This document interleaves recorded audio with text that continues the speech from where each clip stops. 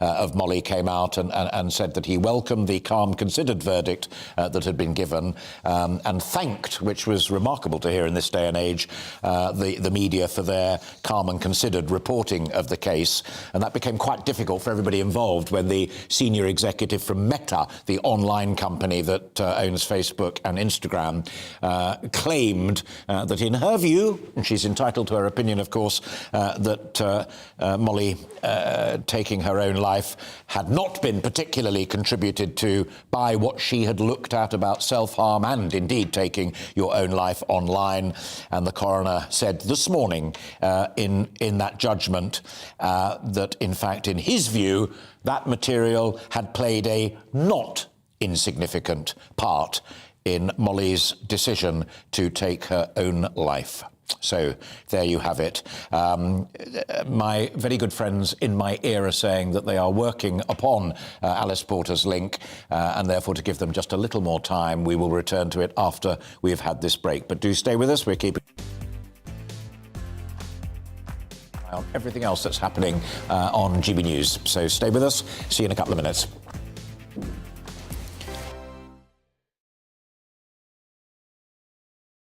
We are GB News. And we'd like to say thank you to each and every one of you for helping our great nation find its voice. We're absolutely everywhere. Across England, Scotland, Wales and Northern Ireland. On TV, on radio and online. We're proud to be the People's Channel, Britain's news channel.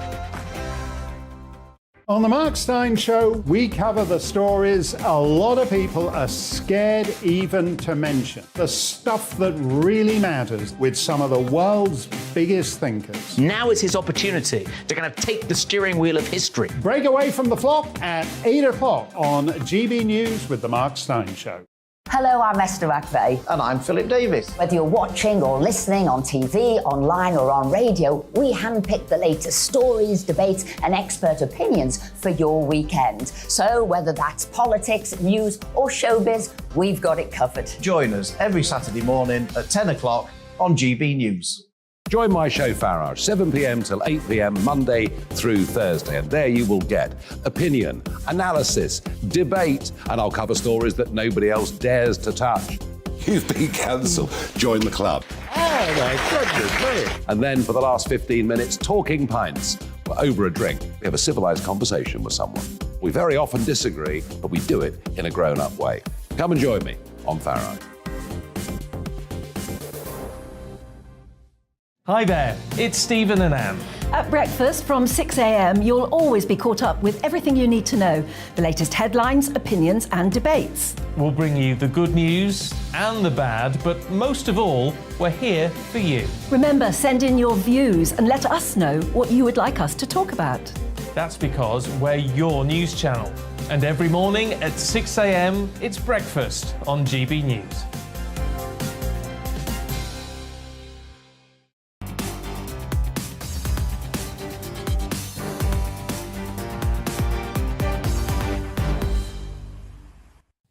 Hello and welcome back. It's 20 to 1. I am Alastair Stewart and I'm with you until 3 o'clock here on GB News TV and radio. Well, the Home Office has announced that over 500 people have been deported in September. The number includes foreign criminals and illegal migrants. But campaigners have warned that migrant children could be mistakenly sent to Rwanda if the Home Office wrongly decides that they are actually adults. Well, our Home and Security Editor, Mark White, is here to tell us more. Before we get into that nuanced point, everybody out there shouts and screams, nobody's being deported, they keep coming across the channel, nobody's being... But they are. Yes, 533 in the last month. It sounds a lot, but actually when you then compare that to the 7,800 in that same period who came across in small boats, only 7% of that total, so it's not a lot. And actually, that number, 533, is made up of foreign national offenders. So those that have come to this country have committed an offence Yes. and have been jailed well, for I can 12 remember we months or talked more. about particularly Albanian criminals, organised criminals, so would be a goodly number within that. 105 of those within the 533 are Albanian nationals. They chartered 3 separate flights to return them back to Tirana. And so 227 in all were foreign national offenders. 300 we're told were immigration offenders. But these aren't, for the most part, people coming over in small boats or in the back of lorries. They'll be people who have overstayed their visa or who never had a visa in the first place, that kind of offence. Only 3, we're told, Albanians who'd come across in small boats were among that total who have been returned. So being utterly blunt, Priti Patel, she, they will say out there perhaps, that Rwanda plan, whether it's due to incompetent gathering up of people or whether it's due to very clever lawyers or European Convention on Human Rights issues, it ain't working, still. That Rwanda plan is going nowhere anytime fast. It's mired in legal challenges at the moment. There's another case due in October in the Court of Appeal, the High Court, which then, once that comes to an end, the judges are going to have a reserved judgment probably on that. So another month or more before there's any prospect of anybody being But that could be a big key in a big lock, that ruling. If that finds in favour of the government, then expect within days the government to try to get the first of those asylum seekers on that plane to Rwanda. They're desperate for this policy to start working so they can have some kind of a deterrent to the thousands who are coming across. Just yesterday, we had a break in the weather. We've had for about a week now, Alistair, pretty bad weather in the Channel, but we had a break in the weather yesterday. 500 came across in one day. You know, there are thousands on the other side of the Channel just waiting to come across when the weather is good enough to allow them to come on their small boats. Well, folk will have seen your consistently brilliant work and also Jane Corbyn's Panorama the other evening, which was not plugging other channels, but give credit to where credit is due. It was a very profound piece of work. Final one. This confusion over age, whether somebody is a very, very young adult or a very elderly-looking child, that's just simply that. No paperwork, and you're guessing at how old they are. Yeah, and it's a bit of a moot point because no one's going to Rwanda at the moment anyway, but... But obviously, at the point where they start sending them to Rwanda, you want to have an accurate identity or accurate age reference for someone. But you're right, the people smugglers tell those on the small boats to throw away their passports, bank cards, any identifying documents that make the process of trying to get a handle on exactly who they are, how old they might be, and whether they should be returned to their home country that much more difficult. What the Home Office say in going forward is that they are adopting and using much more scientific methods that will have a more accurate assessment then of someone's age. They'll be able to tell it, they believe, much more accurately than they have done thus far. Mark, good to talk to you. Thank you for that clarification across the piece. We'll talk to you again later on. Thank you very much indeed. Mark White, our security correspondent there. Now, as we were trying to share with you just before the break, well, we did share with you the fact that Ian Russell, the father of 14-year-old Molly Russell, who took her own life, has said that he hopes that the conclusion of the inquest into her death, and I quote, will be an important step in bringing about much-needed change after a coroner found that she died from the negative effects of online content. GB News' Alice Porter is outside North London Coroner's Court and has been following the case throughout. It was a remarkable statement from Ian, wasn't it, Alice? Yes, absolutely. I mean, Ian Russell has been very much spearheading this campaign for 5 years in order to have this inquest which would look so carefully at Molly Russell's social media. I don't think ever a 14-year-old's social media has been quite so carefully analysed. And it was a real battle to get that data from a number of different social media companies in order to bring it to light, really. And some of the material which was showed in court was incredibly distressing, and absolutely we wouldn't be able to broadcast it, and had a significant impact on the child psychiatrist, who in fact gave evidence and said it had left him unable to sleep properly for several weeks, which I think gives it an indication there. But really it's the findings from the coroner, from Andrew Walker, that is so significant today. He said that some of the sites that Molly Russell was using, when she was using them, they were not safe, and it was material that should not have been made available to a child, and said, criticised that a lot of the material was very graphic, that it normalised her condition. There was no counterbalance in this very dark online world that she was exposed to, and he was very critical of the ability of social media sites to have these algorithms which would just push her to more and more disturbing content, and she was then able to, and I quote, binge watch so much of this alarming content. And he said it's highly likely that the material viewed by Molly affected her mental health in a negative way and contributed to her death in a more than minimal way. And therefore he didn't want to conclude simply that she had died as a result of suicide. He said he did not think it was safe to do that, and instead he said she died from an act of self-harm while suffering from depression and the negative effects of online content. And it really feels like, in many respects, a landmark case to have a 14-year-old's death and the content that she was viewing so carefully analysed. Now, social media sites who gave evidence, Pinterest and Meta, who own Instagram, they have made changes since her death in 2017.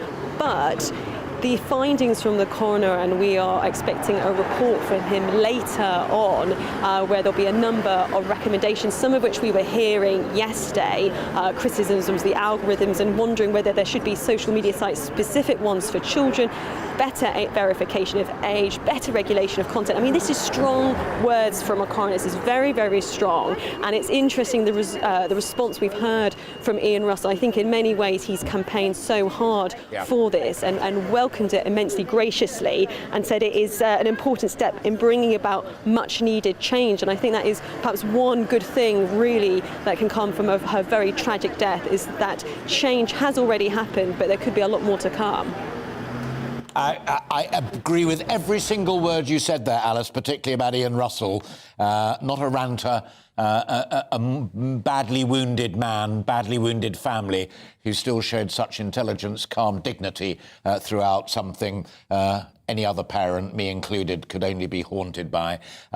He said he would be giving a further fuller statement later, and I leave it to you. Couldn't be in safer hands to keep in touch with Ian and then bring us up to date with whatever else he has to say, not only about this personal case, but, as you said quite rightly, a very, very important issue of principle. Alice Porter, I'm glad we finally got there. My apologies for the technical problems that kept you waiting, darting in and out, but keep in touch with us. Thank you very much indeed. That's Alice Porter there, our correspondent outside the coroner's court, with that further clarification of what Ian Russell had to say in response to the verdict in the coroner's court on the death of his daughter Molly, and the very profound words that Coroner Andrew Walker had to say. Coming up, we'll be covering Vladimir Putin's press conference in Moscow as he signs a decree incorporating 4 territories of Ukraine into Russia. But before that, let's take a short break.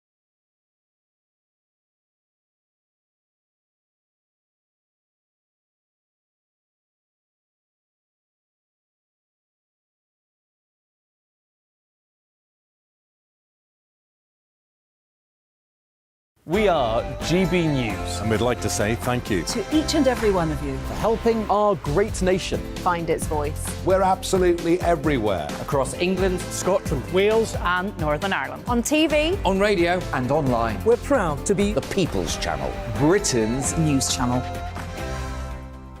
On the Mark Steyn Show, we cover the stories a lot of people are scared even to mention.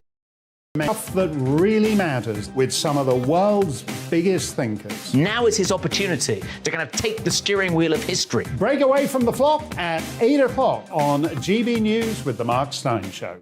Hello, I'm Esther McVeigh. And I'm Philip Davis. Whether you're watching or listening on TV, online or on radio, we handpick the latest stories, debates and expert opinions for your weekend. So whether that's politics, news or showbiz, we've got it covered. Join us every Saturday morning at 10 o'clock on GB News. Join my show Farage, 7 p.m. till 8 p.m. Monday through Thursday, and there you will get opinion, analysis, debate, and I'll cover stories that nobody else dares to touch. You've been cancelled. Join the club. Oh my goodness me! And then for the last 15 minutes, talking pints. We're over a drink. We have a civilised conversation with someone. We very often disagree, but we do it in a grown-up way. Come and join me on Farage. Hi there, it's Stephen and Anne.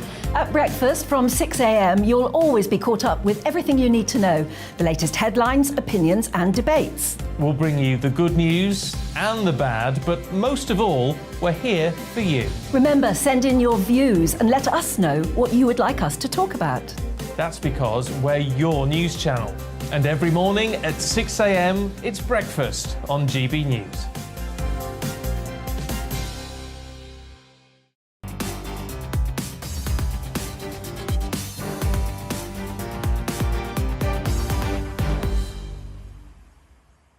Welcome back, it's 5 to 1 and you're watching me, Alastair Stewart, here on GB News TV and radio.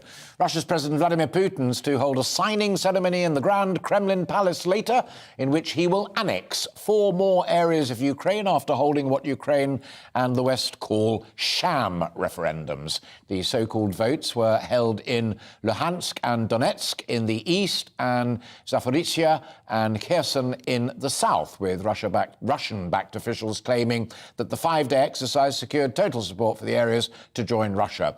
Putin is set to make that major speech in the Kremlin, and a stage has already been set up in Moscow's Red Square with the signs. There you are. If you're watching us on telly rather than listening on radio, there it is. It looks like a 1960s pop concert more than a political event, but there we are. There it is in Moscow's Red Square with the signs already proclaiming the 4 regions. Let's talk now to Alan Mendoza, who is the executive director of the Henry Jackson Society, a leading think tank that fights for the principles and alliances to keep societies free. So you can't win a war, you just have a fake referenda, nick these 4 territories and then sign the deeds. Simple as that. Well, yes, I think you've just summed it up perfectly, Alastair. It's basically a case of I wanted the whole country. I couldn't get that because my forces were beaten back into their own incompetence and to the brave defence of Ukrainians and Western support. So now I'll settle for whatever I can grab. And in this case, he's grabbed whatever he currently occupies, tried to lay claim for a bit more, and is hoping to sort of draw the line there. Yeah, and it's interesting, isn't it, just to remind folk at home that there's nothing new in this. I mean, I don't just mean annexation, because we can go back to Austria and Czechoslovakia and Germany and run up to the 39-45 war. So it has bloody fingerprints all over it as well. But there are chunks of... before the invasion in February, there were chunks of Ukraine in the west and in the east that were more simpatico to the neighbours than they were to Kyiv and the central government of Ukraine. So it's kind of nibbling away at the edges already. This is much bigger, but it's not entirely new. No, indeed. You can go back to 2014 when Crimea, of course, suffered the same fate, was taken over, and then the fake referendum happened. And of course, as you pointed out, the eastern provinces in particular, which had been in a sort of conflict with Ukraine, the Russians had, of course, stirred it all up. They were the ones who engendered it. But there's been a sort of a hot war there since 2014, 2015. So this was the nibbles were there. And of course, now he's expanded that to further areas, which he wants to get in order, basically, to link up all his illegal land grabs, so Crimea being linked up to the east now and to Russia proper.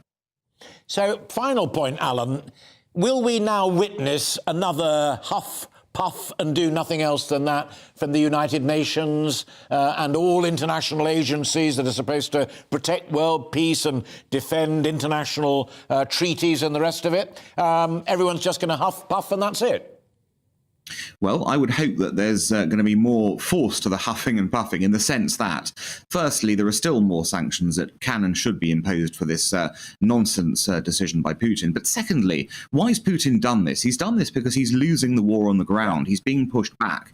And as a result, there's your key, isn't it? We've got the capabilities to keep on supplying the material to the Ukrainian front lines that's going to keep on punching holes in his lines. And if you want an effective riposte from the West and from the rest of the world for that matter, it's surely got to be in that line. We have to supply Ukraine to win its war against Putin's aggression.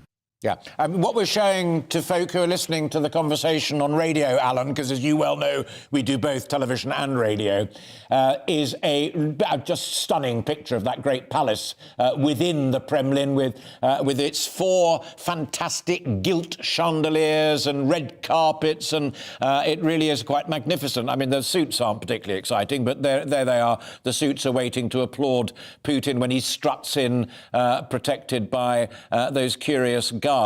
This is not a country that looks short of a bob or two. They seem to be able to shrug off most of the sanctions that are taking place.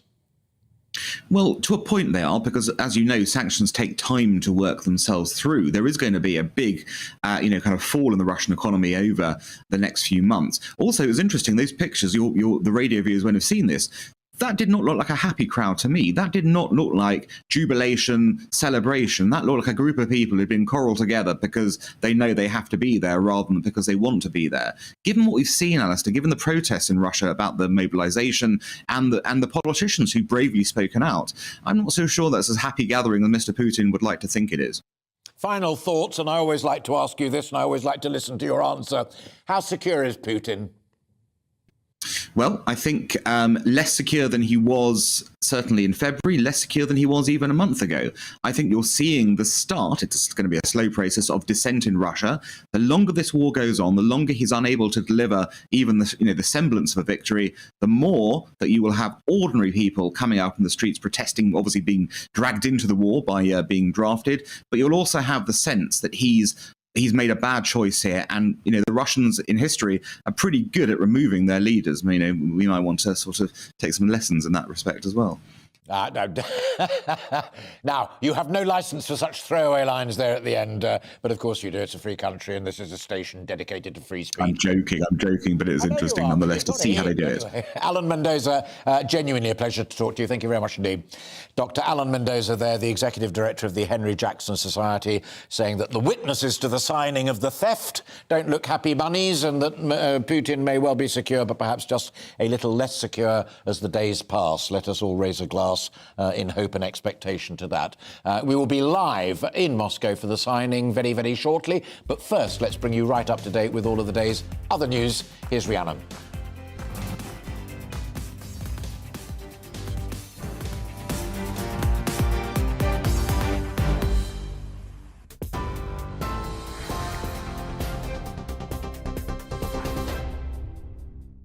Thank you, Alistair. Good afternoon. It's just gone 1 minute past 1. Your top stories from the GB Newsroom.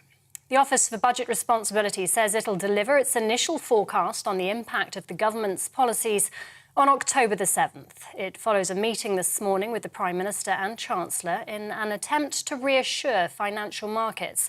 Liz Truss and Kwasi Kwarteng have faced criticism amid rising mortgage bills and instability after last Friday's mini-budget announcement. Richard Hughes is the chair of the Office for Budget Responsibility. We saw the Prime Minister and Chancellor. We talked about the economic and fiscal outlook. We're going to be providing the Chancellor with an update of our forecast next Friday, and we'll set up a timetable for our forecast process next week. So it might be brought forward from the 23rd of November? No further comment on that. Thank you. And did you find her receptive to what you were saying? Did you find them receptive? Were they helpful? We'll be putting out a statement later on today. Thank you. The UK economy isn't in recession as previously thought, official figures show. Despite recent Bank of England predictions, the economy grew 0.2% in the second quarter of this year. Previously, the Office for National Statistics forecast a 0.1% fall over the same period. The Chancellor is being urged to use levelling up funds to stop tenants being forced out by soaring rents. The National Residential Landlord Association wants Kwasi Kwarteng to use £1.5 billion of underspent funds. The group says the money should be used to unfreeze housing benefit rates and expand mortgage interest relief. It also wants the government to drop stamp duty for rented homes. Meanwhile, nationwide, the UK's biggest lender has noted a modest slowing in annual house price growth. Members of the Communication Workers Union at Royal Mail have launched a 48-hour strike in a dispute over pay affecting deliveries of posts across the country. Around 115,000 workers are taking part in the industrial action, the biggest strike of the year so far. Talks between the two sides have failed to make any progress. Midlands Regional Secretary Mark Harper says some workers are struggling to feed their families. Some of the postmen and postwomen, our members, having to go to food banks and to try and survive. They're really struggling. But even though they are really struggling, they're still willing to take this action today and lose pay over 2 days and then lose pay all through November and December and October for another 19 days to fight for the rights which the CWU and them as members have earned over the last 30 years. More than 500 foreign criminals and immigration offenders have been removed from the UK by the Home Office this month. They include 105 Albanians and 26 Romanians. The offenders were convicted of crimes including sexual and violent offences with combined prison sentences of more than 337 years. Home Secretary Suella Braverman says the government is taking a zero-tolerance approach to anyone who comes to the UK and breaks our laws.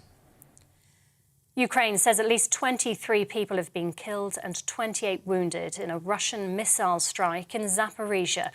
A crater can be seen where the missile hit overnight on the outskirts of the southern city. It's understood it struck a civilian convoy. Russia denies deliberately targeting civilians.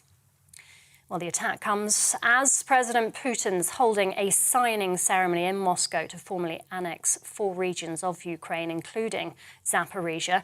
It follows the so-called referendums widely condemned by the West. Liz Truss says the UK will never accept the regions as anything other than Ukrainian territory. An inquest has concluded that the death of Molly Russell was caused by an act of self-harm while the schoolgirl suffered from depression and the negative effects of online content. The 14-year-old had been a frequent user of Instagram and Pinterest, viewing thousands of posts related to depression, self-harm or suicide. Coroner Andrew Walker said algorithms meant she was exposed to further images she hadn't requested. The NSPCC has condemned both platforms, quote, abject failure to protect Molly. A spokeswoman for Meta said they'd continue to work to ensure they offer the best possible protection and support for teens. Molly's father, Ian Russell, says far too many people are struggling, as she did. I just want to say, however dark it seems, there is always hope.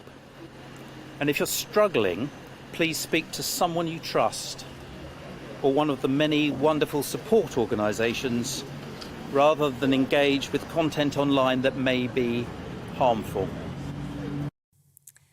And the Royal Mint has unveiled the new 50p piece featuring the face of King Charles. The coin will enter circulation by the end of the year, replacing those featuring his mother, the late Queen. In keeping with tradition, the King's portrait faces to the left, the opposite direction to Queen Elizabeth II. A range of memorial coins are being released on Monday to commemorate her life and legacy. This is GB News. We'll bring you more as it happens now, though. It's back to Alistair.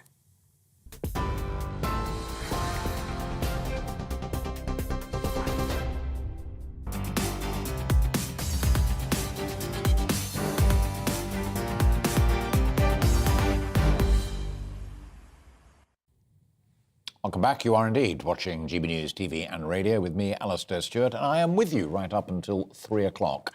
As we were saying just before Rhiannon's news, and as she indeed reported within her news, Russia's President Vladimir Putin is poised to hold a signing ceremony in the Grand Kremlin Palace in which he will annex 4 more areas of Ukraine.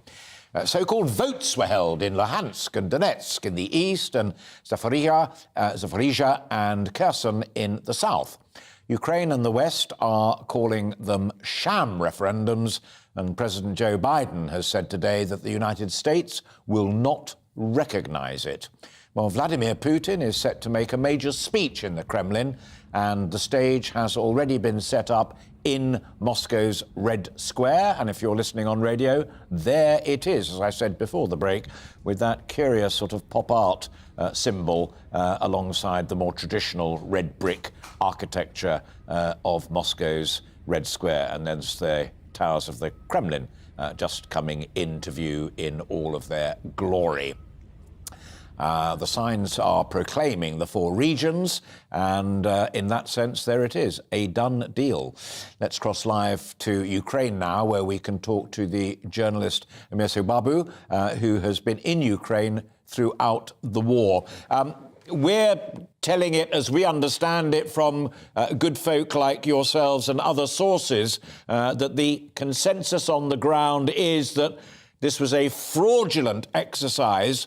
But there are people, and I said this to Alan Mendoza of the Henry Jackson Society before the break, there are people within those regions, west and east, who are warmer to Russia, but clearly not an overwhelming majority.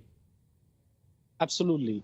Where I'm standing right now in Odessa, this used to be 8 years ago when I first came here as a journalist, a pro-Russian city. 60-70%, an overwhelming majority, I would say, they were in favor of Putin's policies. Now, that obviously shifted throughout the years, especially in 2014, 16, and now starting February.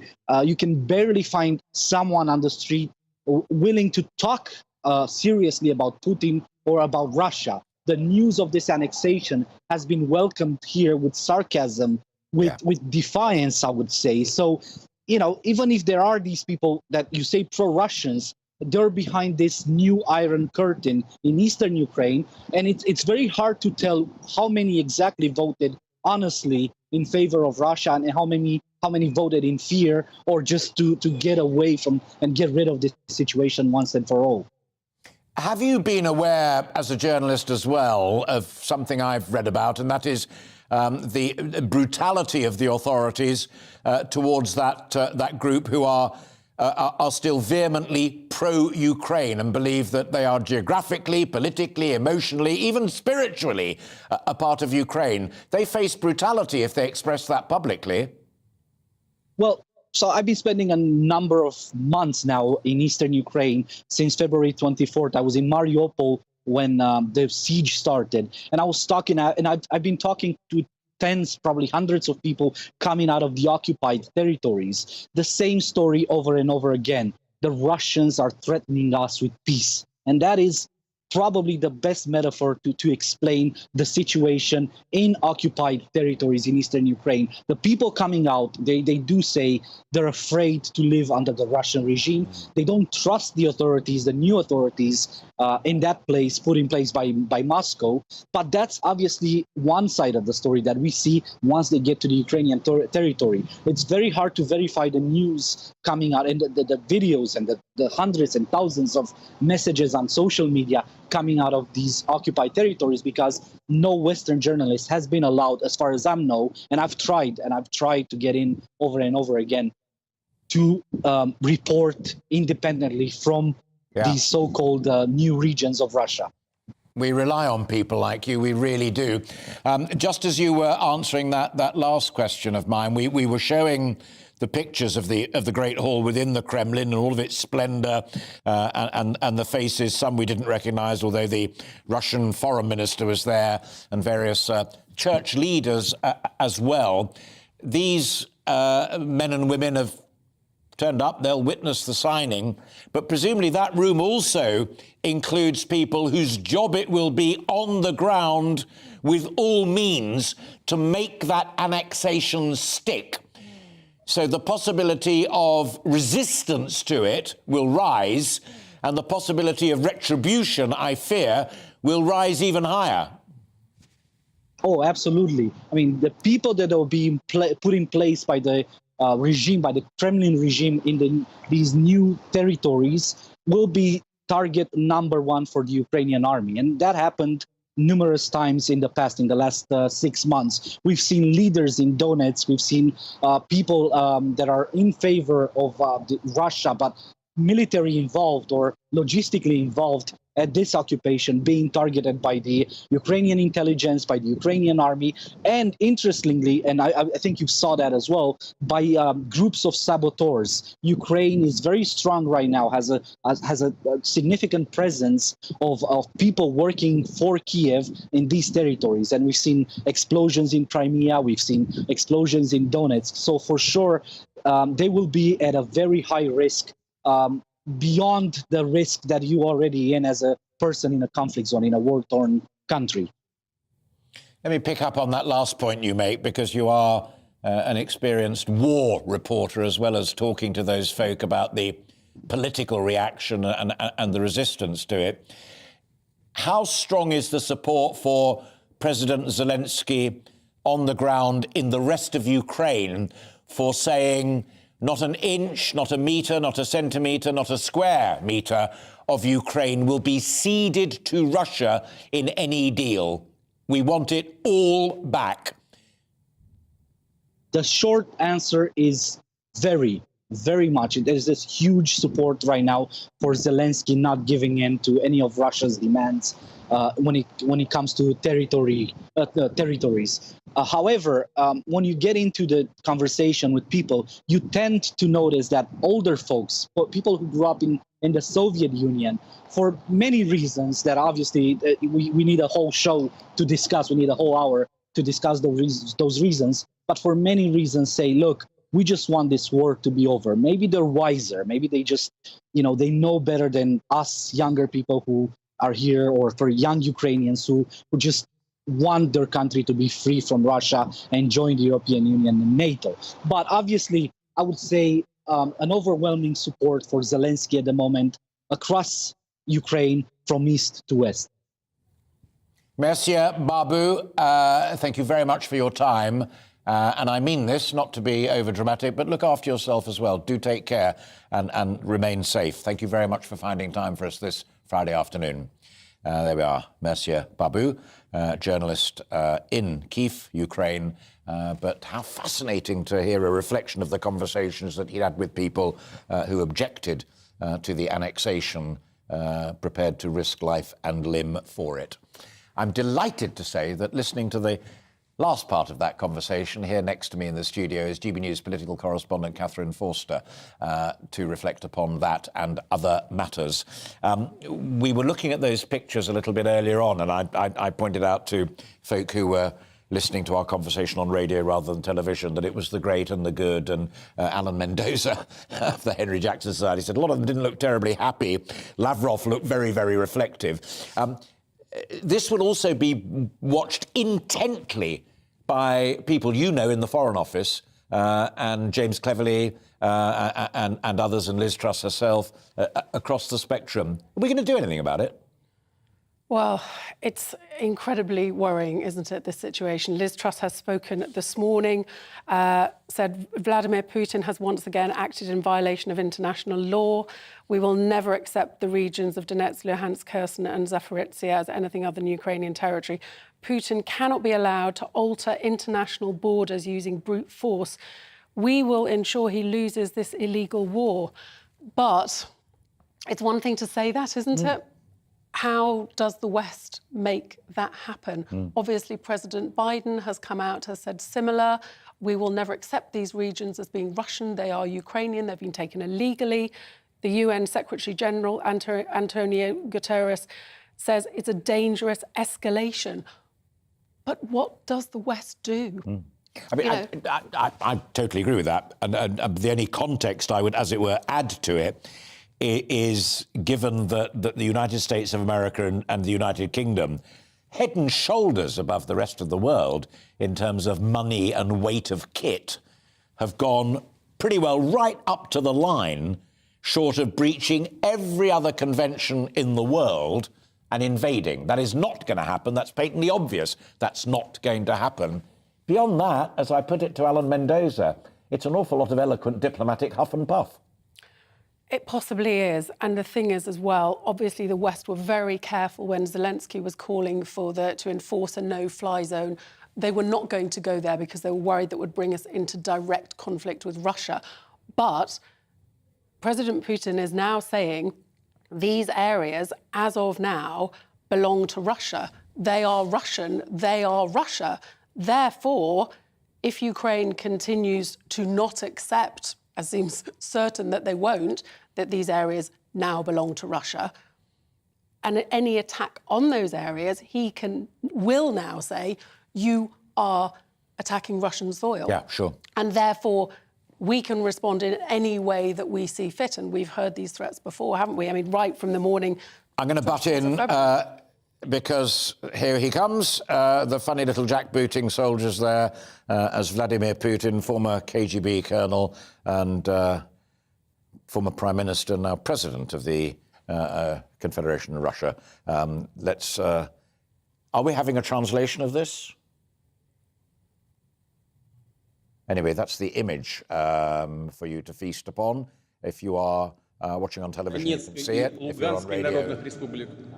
Жители Запорожской и Херсонской областей, депутаты Государственной Думы, сенаторы Российской Федерации.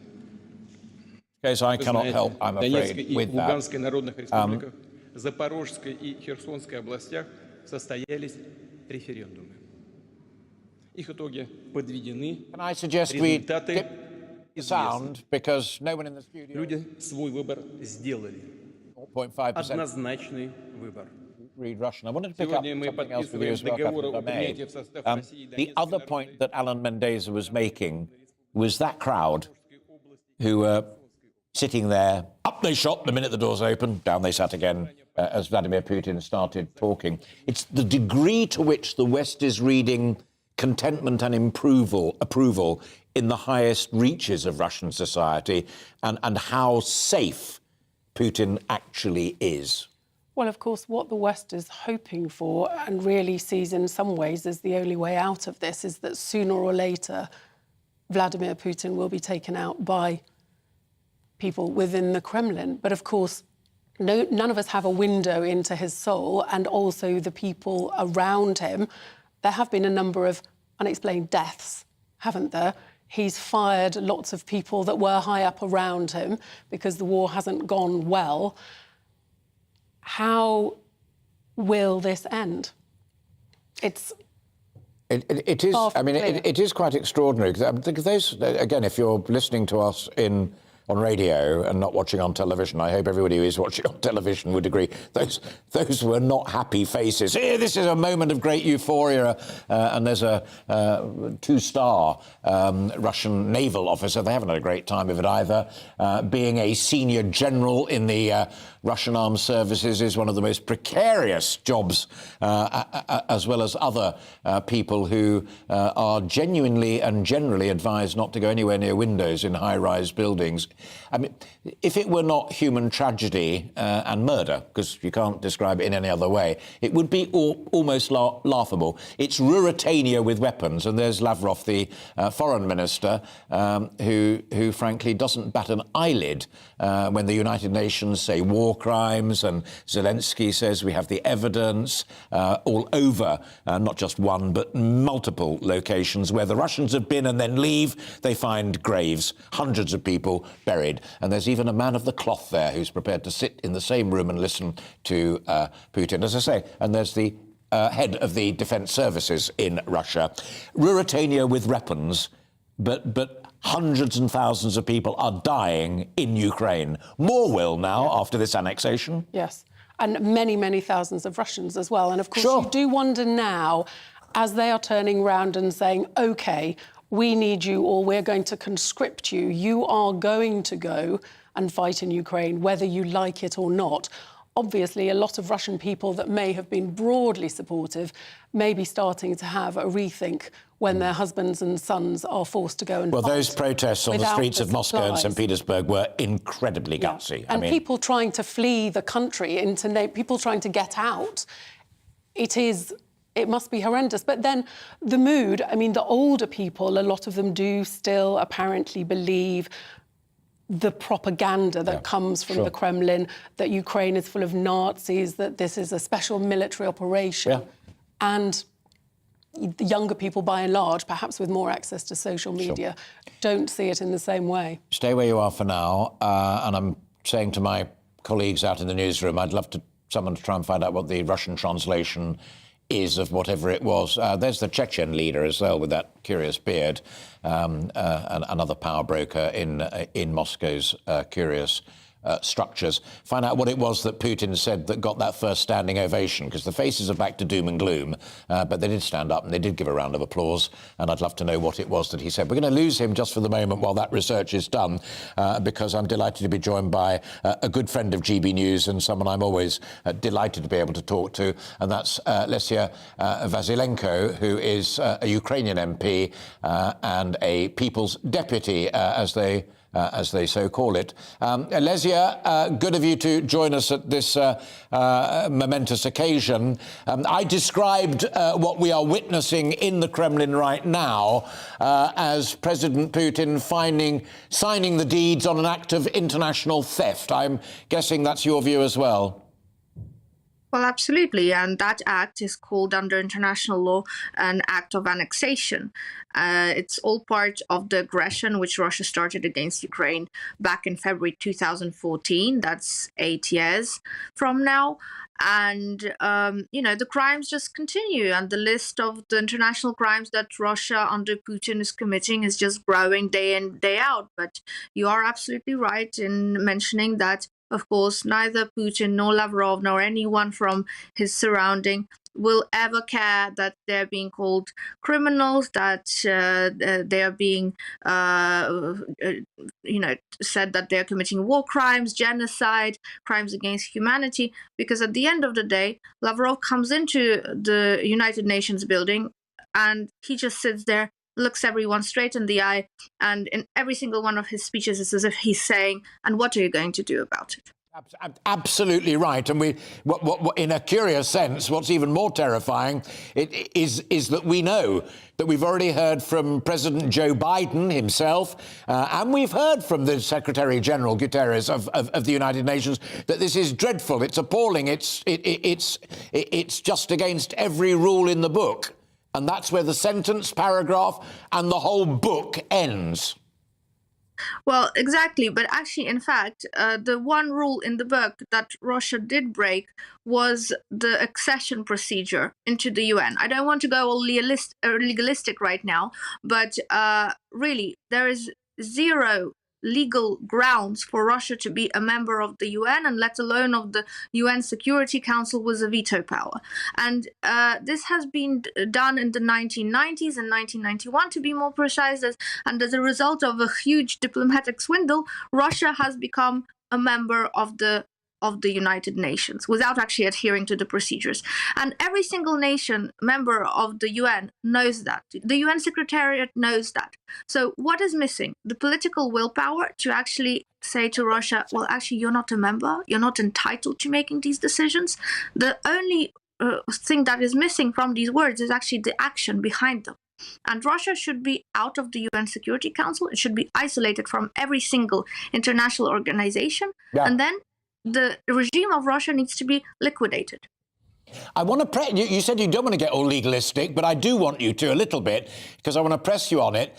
I said something on social media not that long ago that reminded folk why China and Russia were on the PERM 5 Security Council of the United Nations, and that's because they won the Second World War alongside the United States of America, United Kingdom and others. It wasn't Putin's Russia that won the Second World War. It was Joe Stalin's Soviet Union that no longer exists. Is that your legal point? More or less. So basically, if we look at the Charter and the founding members, it's the USSR, the Ukrainian Socialist Republic, and the Belarus Socialist Republic. But when Ukraine and Belarus became independent, they essentially they became the how would you call it? They became the continuators of the socialist republics, and there's no doubt about that. They remained in their existing borders. The population remained intact, and so on and so forth. With Russia. Russia just claims that it's a continuator of the Soviet Union, but essentially the Soviet Union fell apart. And if you look into the agreements on the dissolution of the Soviet Union, it's all a play of dates and when which decision was being made. You really need to go in depth, and I think that people will start switching off the show if we really go down that road. But in short, Russia is not the continuator of the Soviet Union as it claims to be. Let's not risk that. I don't want them not to hear you, and I certainly don't want them to not hear me either. But the timing is perfect because my brilliant team out in the newsroom have now got the translations of what caused the standing ovation. And I want your personal reaction and what you think the good people of Ukraine's reaction will be, where Putin said there are 4 new regions of Russia. People have made their choice at referendums in Ukraine's territories, close quotes. At that point, they all stood up and applauded.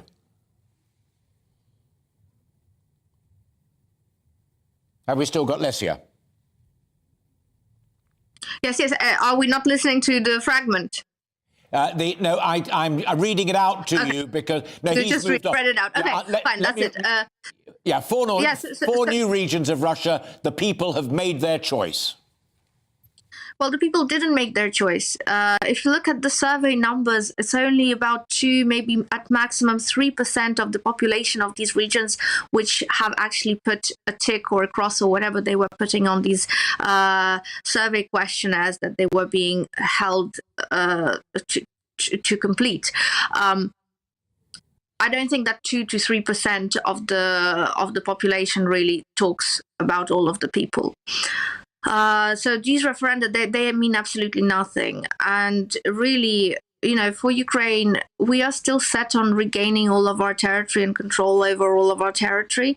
So regardless what they say in Moscow and what this power-crazed leader is going to read out from the sheet of paper he's reading from, it doesn't matter to us because there's international law, there's basic principles of coexistence, of peaceful coexistence of nations.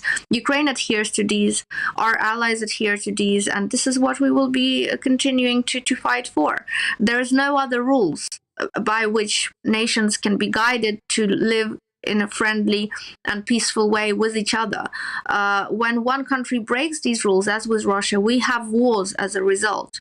So it is our duty as the international community to stop this war and to stop it as quickly as possible and send the message out there to every single leader who might be contemplating going down the same road as Putin, that it's a no-go, that there will be consequences, there will be responsibility, and that this will not be tolerated by the international community. I think this is our duty right now, to act as efficiently and as quickly as possible and to stand in unity over these 90 days, which are going to be tough and which will require really strong and difficult decisions. Final question to you, Lesia, and we talked to our journalist friend a little earlier about it. You're an MP, you speak with great authority, and you have democracy behind you. Do you believe, do you even fear that this, what we're witnessing in Moscow, in the Kremlin right now by that man, Vladimir Putin, will prompt further resistance, fighting resistance on the streets of those annexed areas at whatever cost it may be, and it is potentially the highest possible cost? Ukraine will do everything possible to support the resistance, and we will do even more to make sure that our soldiers get rid of the occupying powers in those areas and that we push the Russian soldiers out. This is as much as I can say. At the end of the day, it comes down to the people. I have great confidence in the people of Ukraine, in their will to live as a free nation and in their value for liberties. So I think that with the nation standing united, despite all these foreign factors which try to separate us out and to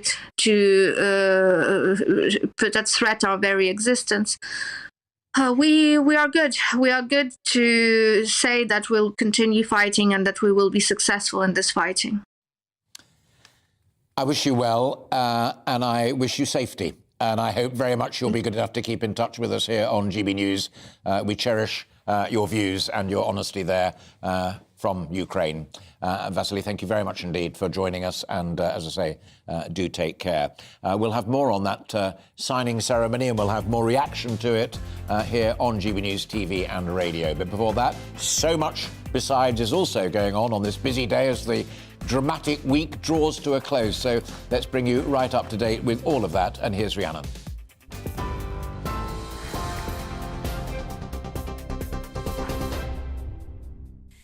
Thank you, Alistair. It's 1:33, your top stories from the GB newsroom. The Office for Budget Responsibility says it'll deliver its initial forecast on the impact of the government's policies on October the 7th. It follows a meeting with the Prime Minister and Chancellor attempting to reassure financial markets. Liz Truss and Kwasi Kwarteng are facing criticism amid rising mortgage bills and instability after last Friday's mini-budget. Richard Hughes is the chair of the Office for Budget Responsibility. We saw the Prime Minister and Chancellor. We talked about the economic and fiscal outlook. We're going to be providing the Chancellor with an update of our forecast next Friday, and we'll set up a timetable for our forecast process next week. So it might be brought forward from the 23rd of November? No further comment than that. Thank you. And did you find her receptive to what you were saying? Did you find them receptive? Were they helpful? We'll be putting out a statement later on today. Thank you. An inquest has concluded that the death of Molly Russell was caused by an act of self-harm, while the schoolgirl suffered from depression and the negative effects of online content. We can listen to the family of Molly Russell outside the Coroner's Court now. We've heard a senior Meta executive describe the stream of content the platform's algorithms pushed to Molly as safe and not contravening the platform's policies. If this demented trail of life-sucking content was safe, my daughter Molly would probably still be alive. Instead of being a bereaved family of 4, there'd be 5 of us looking forward to a life full of promise and purpose that lay ahead for our adorable Molly. It's time the toxic corporate culture at the heart of the world's biggest social media platform changed.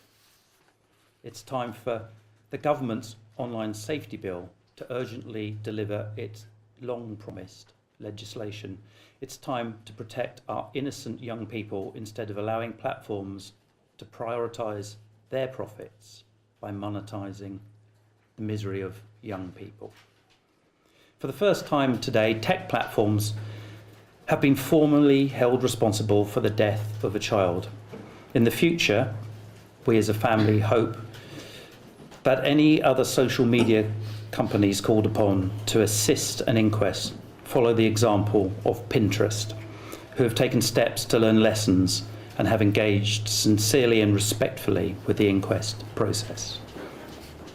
This landmark conclusion has only been possible thanks to the extraordinary work of a team of people. Firstly, I'd like to thank Senior Coroner Andrew Walker for his determination to learn what we can from Molly's tragedy. The Russell family's legal team have spent too many long hours examining thousands of pages of disturbing evidence without Mary Varney, our solicitor from Lee Day, and paralegal Caleb Borden, Jessica Elliott, our barrister, and Oliver Sanders, our KC from One Crown Office Row, and a host of others working hard to build this case, we would not know how harmful our unregulated online world is. And I hope the data gathered may prove useful beyond this courtroom in Barnet and continue to help create a safer web. The support we have received from family and friends and supporters has been vital to us. And thank you to the press who have so sensitively covered this story so that the lessons we've learned have been reported responsibly, and hopefully those lessons will travel far. For Molly's sake, let's make the online world a place that prioritises the safety and well-being of young people over the money that can be made from them. And for anyone struggling, I'll say again, please reach out to real people who can help you. Please don't forget, there's always hope. Thank you.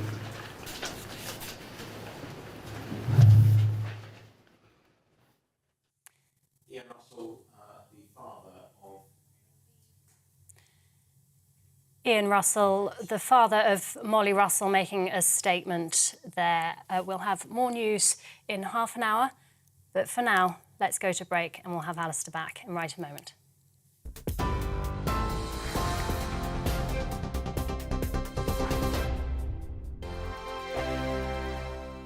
We are GB News. And we'd like to say thank you To each and every one of you. for helping our great nation. Find its voice. We're absolutely everywhere. Across England, Scotland, Wales and Northern Ireland. On TV, on radio, and online. We're proud to be The People's Channel. Britain's news channel.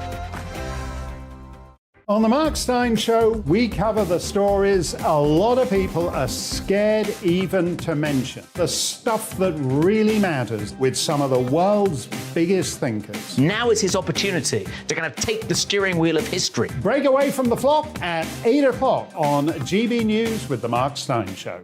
Hello, I'm Esther McVeigh. And I'm Philip Davis. Whether you're watching or listening on TV, online or on radio, we handpick the latest stories, debates and expert opinions for your weekend. So whether that's politics, news or showbiz, we've got it covered. Join us every Saturday morning at 10 o'clock on GB News. Join my show Farage, 7 p.m. till 8 p.m. Monday through Thursday, and there you will get opinion, analysis, debate, and I'll cover stories that nobody else dares to touch. You've been cancelled. Join the club. Oh my goodness me! And then for the last 15 minutes, talking pints. We're over a drink. We have a civilised conversation with someone. We very often disagree, but we do it in a grown-up way. Come and join me on Farage.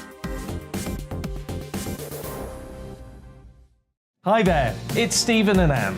At breakfast from 6 a.m, you'll always be caught up with everything you need to know, the latest headlines, opinions and debates. We'll bring you the good news and the bad, but most of all, we're here for you. Remember, send in your views and let us know what you would like us to talk about. That's because we're your news channel. And every morning at 6 a.m, it's breakfast on GB News.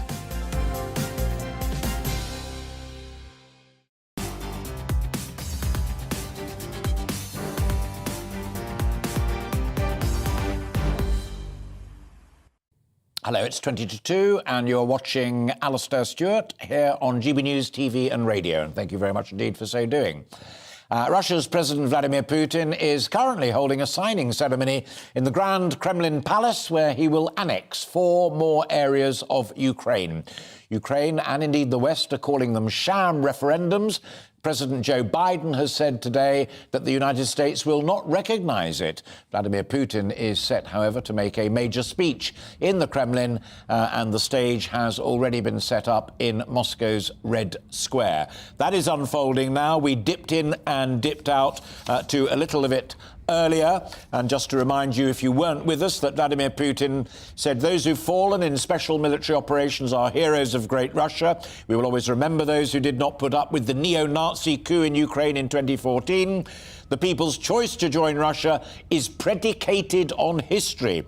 There are 4 new regions of Russia. People have made their choice. Well, joining me now is Olena Sotnik, who is an advisor to the Deputy Prime Minister of Ukraine and has been listening to that speech by Vladimir Putin as intently as anyone else. You saw it coming, but I'm guessing that it doesn't make you any less angry at what Vladimir Putin has just been telling the world. First of all, it wasn't surprising for Ukrainians. So what we can expect from a terrorist guy, a main terrorist in the world. So definitely, first of all, what is the most cynical, I think that before his speech, what Russians did today, they just cruelly attacked the civilians who have been trying to leave these territories of Zaporizhia, one of the territories which they just announced annexed, and they killed civilians and children among the civilians, like more than 25 people died. So as far as I understood, that's the main prelude to this bloody party, which you just shown to your audience, the photos, what they're going to do today, like on the main square in Moscow. So absolutely cynical, unprecedented reality, which I'm afraid not surprising me, but sometimes I feel like where is the end of this crazy guy? How he can keep going like this, and how these people they can applaud this, how they can really take this as a obvious thing or something which has any connection to reality. And you know what is very interesting? Of course, we don't talk about any will. I just was listening to Lesia. She's a good friend of mine, and I respect her as a lawyer. But we're even not talking about any percentage of Ukrainians who voted for something, because there is no choice when you are on occupied territories. There is no genuine will which you can express when you have weapon near your head. It's impossible to express any kind of will, That's why we are not even talking about choices. We are not talking about figures. We are not talking about percentage. It's absolutely criminal intention to grab more lands of Ukraine. Elena, let me interrupt only to say this, that when you said at the top that it didn't surprise you, but the actions of a terrorist guy and the killing to enforce it, and it's all happening in this ridiculously glorious splendour of the palace. What is your reaction as well to Joe Biden saying it's dreadful and we won't recognise it, and the Secretary General of the United Nations saying it's dreadful and we won't recognise it, but nothing more than that? It's words and words alone. Yeah, I absolutely agree. And that's the main idea of Putin. He knows very well what is the weaknesses of international order, of international organizations. And of course, he expects that he is going to test this world order as long as he can. That's why he is doing all this stuff, because there is no strong reaction on his actions. Of course, there is no legal value of any of these decisions. But you just mentioned UN Secretary General. He also said that it was a violation of charters of UN. So, okay, it should be some legal consequences of this violation. And one of these legal consequences, at least, limit their veto power in the Security Council. At least do something, like show that you are an organization which can really punish those who cruelly and so I would say boldly abuse your rules and principles. That's the main idea of any international organization and international order, how you are going to impose your rules, principles, if you are not going to punish those who just violating this rule. Yeah. And of course, I feel sometimes really even not upset. I would say as a lawyer, I feel frustrated that all these efforts which we've been trying to do after the Second World War, then during the Cold War, and now in the new era of the conflict, to somehow find the way to impose international rules and international order, and it doesn't work. It doesn't work at all. And that's, I think, the main question which we need to ask ourselves, what we are going to do, how we are going to provide peace and security for the whole continent and the world. Yeah, I agree. And it's for students of history, and you're a brilliant lawyer, but for students of history, moments occur like at the end of the First World War and the foundation of the League of Nations, but was found to be inadequate at the end of the Second World War, which gave birth to the United Nations. I mean, I have a feeling that what we're looking at now, given the behaviour of Russia and also China, that it's one of those moments again where the United Nations is simply not fit for purpose.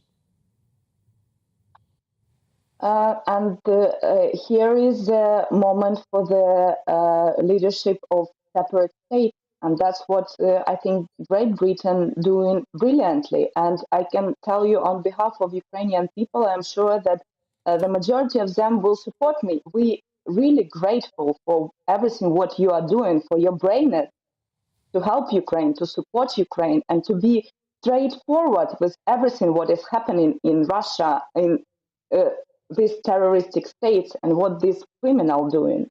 That's very important, and I still believe that leadership and even leadership of separate countries or separate leaders, political leaders, it can make difference, and that's the moment for this leadership.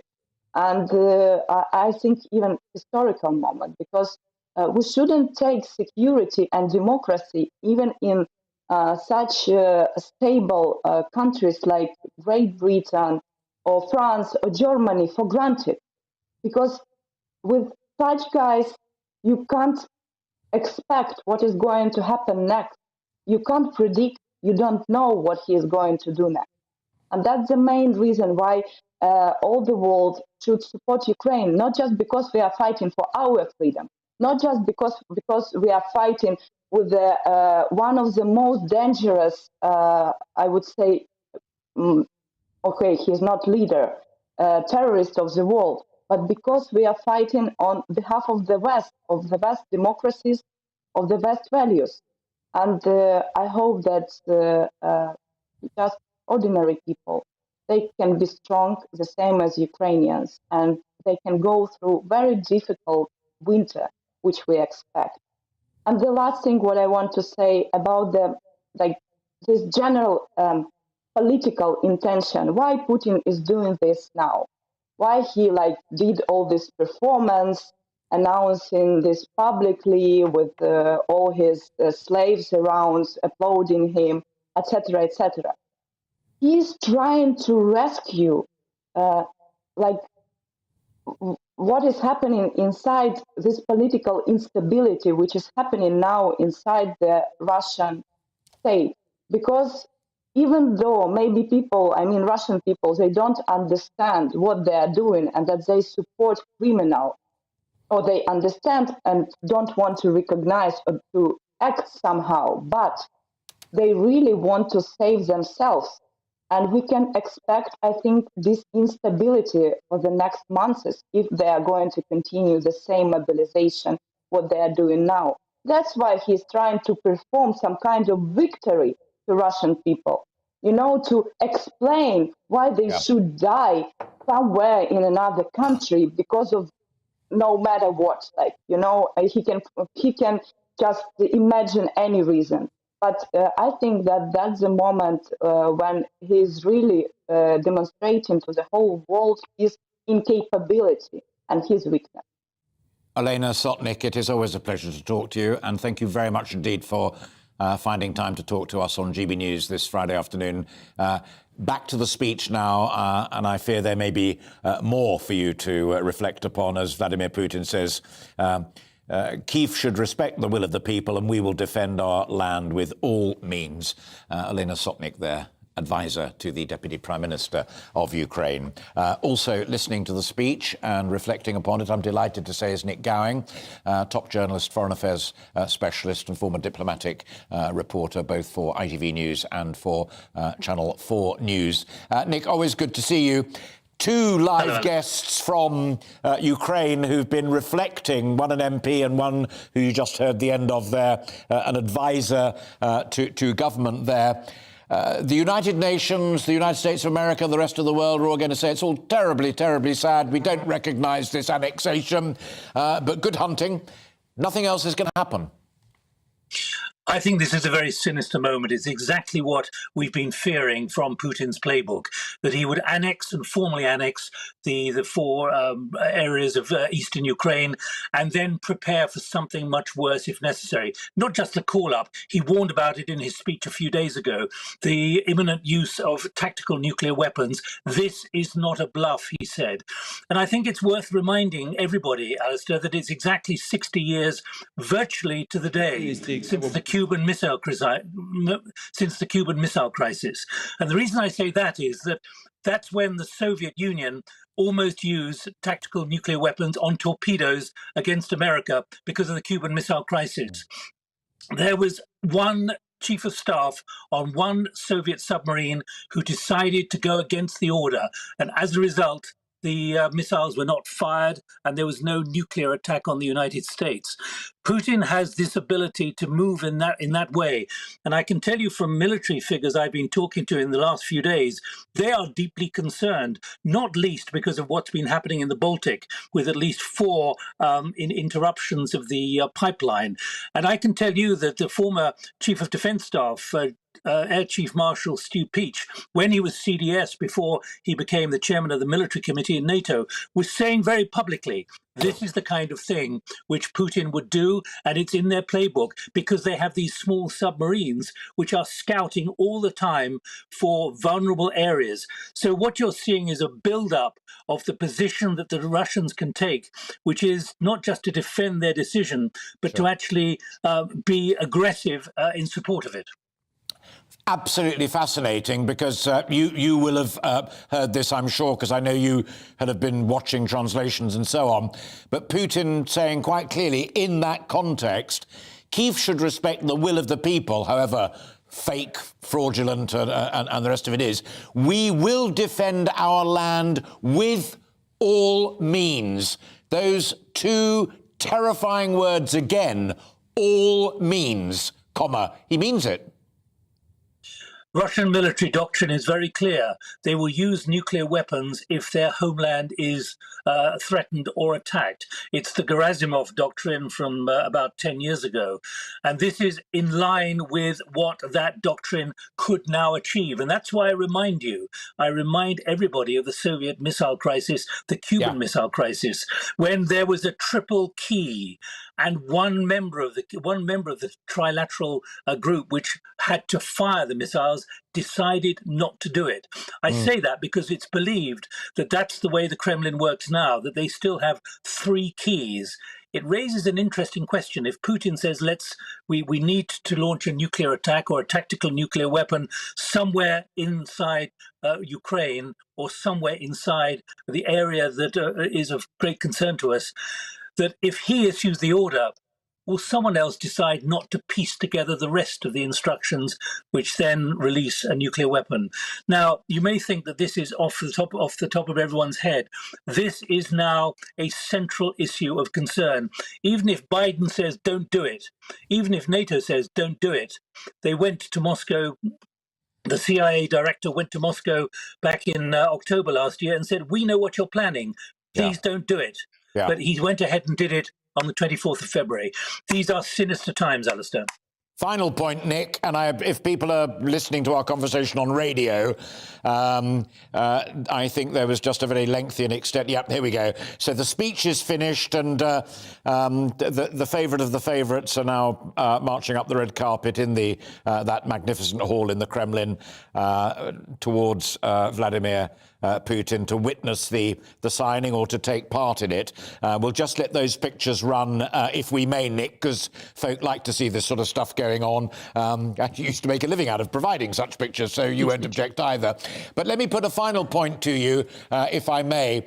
Both of my guests live from Ukraine had one point of optimism, and that was that this may contribute to that man, Vladimir Putin's instability, as those who've been called up as reservists and their families protest on the streets of Moscow and St. Petersburg, as various senior military people, as per your brilliant example of the Cuban Missile Crisis, have doubts about the quality of his leadership. What's the Nick Gowing take on stability for Vladimir Putin? I think there's every justification for that, but it's also an explanation as to why the extreme measures may be called upon, and he may take those measures because he feels he's cornered. And when an authoritarian leader is cornered, you just can't tell what he will do because he feels his reputation, his standing is at risk.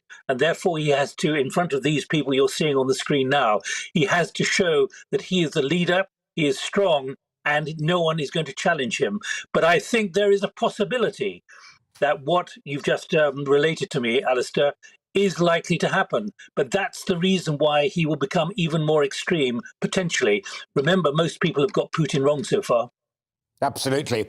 And we're heading up towards the top of the hour, but I'm literally looking at these guys signing the documents, the puppets in those stolen regions of Ukraine. I think that there's an intriguing signal there, is there not? That the four of them are at one desk, but still Putin, in his neurosis and his fear, sits there just with his secretary and his bodyguard. The other four are on the other side of the room, Nick. We've seen that in the National Security Council. We've seen it so often, including when Macron went to visit him, including when many leaders have been to see him, and he's been at the other end of a very long table. He's paranoid about getting not just the possibility of attack, but also of getting COVID. Yeah. Which has haunted him. So that's Nick Gowing there with his thoughts. The four people who are signing are the heads of the regions that have allegedly voted overwhelmingly to stop being a part of Ukraine and become a part of Russia, which Vladimir Putin said Kyiv should respect the will of the people. We will defend our land with all means. We will work to increase security in new regions. Our brothers and sisters in Ukraine are part of one people. And that is what ended the speech from Vladimir Putin, and the documents have now been duly signed and will be locked away. Nick, are you still with me? Yes, I am. Yes, Alistair. Final thought, take you right back to the beginning. The other thing that my Ukrainian friends both said is, as far as the United Nations are concerned, as it were, is that as good as it gets? We haven't heard a word yet from the United Kingdom government. I'm not sure what you'd expect them to say apart from condemning it. And certainly the Prime Minister, certainly when she was Foreign Secretary, made very clear that her view on this. But I can tell you there is deep, deep, deep foreboding that this, and I'm going back to what I said 5 minutes ago, is part of a playbook which is now playing out to the next stage, whether it be use of nuclear weapons, whether it be some kind of retaliation. What does he expect to get with up to 300,000 enlisted, many of whom have no military experience? Are they just going to be cannon fodder? This needs incredible experience and incredible calculation. I think there will be absolute condemnation from the UK and, of course, from NATO about this, but it's what he does next. And I can tell you that the word is, even from those who deal in confidential issues and don't talk to people like me normally, is that they are preparing for the worst if it were to happen. And what has happened in the Baltic is deeply forbidding as well. Not just one bit of the pipeline severed, at least 4 bits of the pipeline severed. What next? What about the Norway to UK, the new gas pipeline there, or the interconnectors for electricity between France and the United Kingdom? These are deeply forbidding moments, but they are a scale of escalation which I've heard military leaders warn about in the UK for several years recently, including from the new Chief of Defence Staff. Nick, always good to talk to you. Thank you for your time this Friday afternoon. Nick Gowing there with his thoughts and reflections on the Putin speech and the annexation of parts of Ukraine by Russia. You're watching GB News TV and radio. It is 1 minute past 2, and I am with you right up until 3 o'clock. I hope that you'll stay with us. Let's bring you up to date with all of the rest of the news on what's proving to be a remarkable and very busy day. Here's Rhiannon.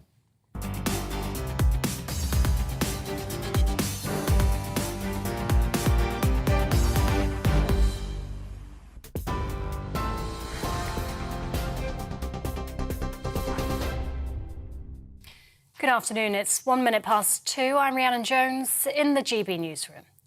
The Office for Budget Responsibility says it'll deliver its initial forecast on the impact of the government's policies on October the 7th. It follows a meeting this morning with the Prime Minister and Chancellor in an attempt to reassure financial markets. Liz Truss and Kwasi Kwarteng have faced criticism amid rising mortgage bills and instability after last Friday's mini-budget announcement. Richard Hughes is the chair of the Office for Budget Responsibility. We saw the Prime Minister and Chancellor. We talked about the economic and fiscal outlook. We're going to be providing the Chancellor with an update of our forecast next Friday, and we'll set up a timetable for our forecast process next week. So it might be brought forward from the 23rd of November? No further comment than that. Thank you. And did you find her receptive to what you were saying? Did you find them receptive? Were they helpful? We'll be putting out a statement later on today. Thank you.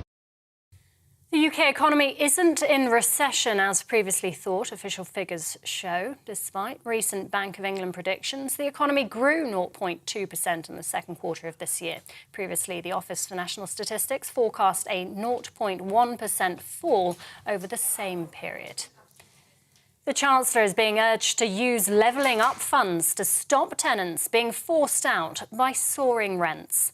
The National Residential Landlord Association wants Kwasi Kwarteng to use £1.5 billion of underspent funds. The group says the money should be used to unfreeze housing benefit rates and expand mortgage interest relief. It also wants the government to drop stamp duty for rented homes. Meanwhile, Nationwide, the UK's biggest lender, has noted a modest slowing in annual house price growth. Members of the Communication Workers Union at Royal Mail have launched a 48-hour strike in a dispute over pay affecting deliveries of post across the country. Around 115,000 workers are taking part in the industrial action, the biggest strike of the year so far. Talks between the two sides have failed to make any progress. Midlands Regional Secretary Mark Harper says some workers are struggling to feed their families.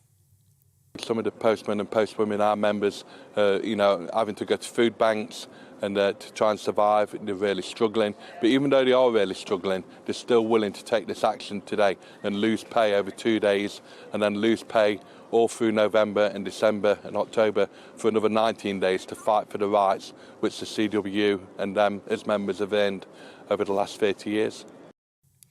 More than 500 foreign criminals and immigration offenders have been removed from the UK by the Home Office this month. They include 105 Albanians and 26 Romanians. The offenders were convicted of crimes including sexual and violent offences with combined prison sentences of more than 337 years. Home Secretary Suella Braverman says the government is taking a zero-tolerance approach to anyone who comes to the UK and breaks our laws. Russian President Vladimir Putin has announced the annexation of 4 areas of Ukraine at a signing ceremony in Moscow. It follows the so-called referendums that have been widely condemned by the West. Liz Truss says the UK will never accept the regions as anything other than Ukrainian territory.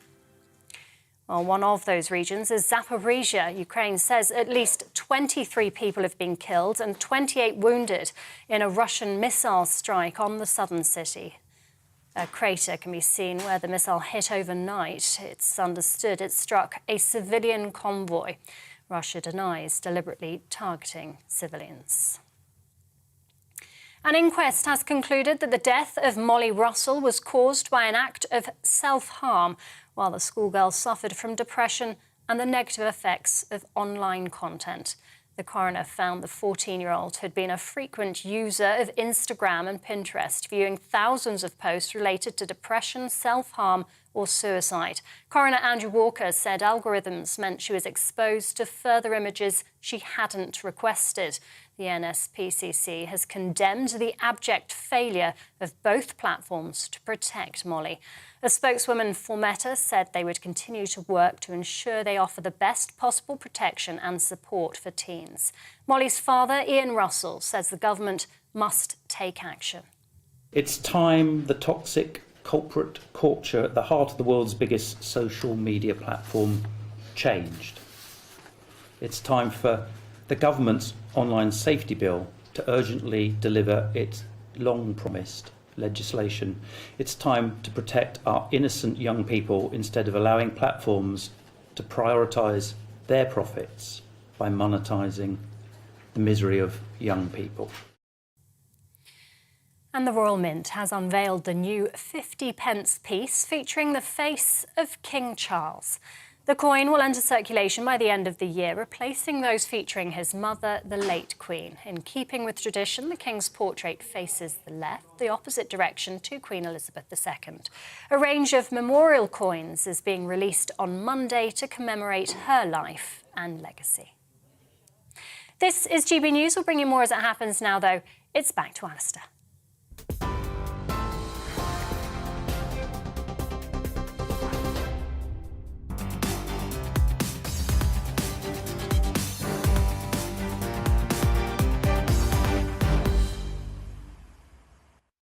Rhiannon, thank you very much indeed. Another big story today. Travellers will face mass travel disruption tomorrow as fresh rail strikes resume.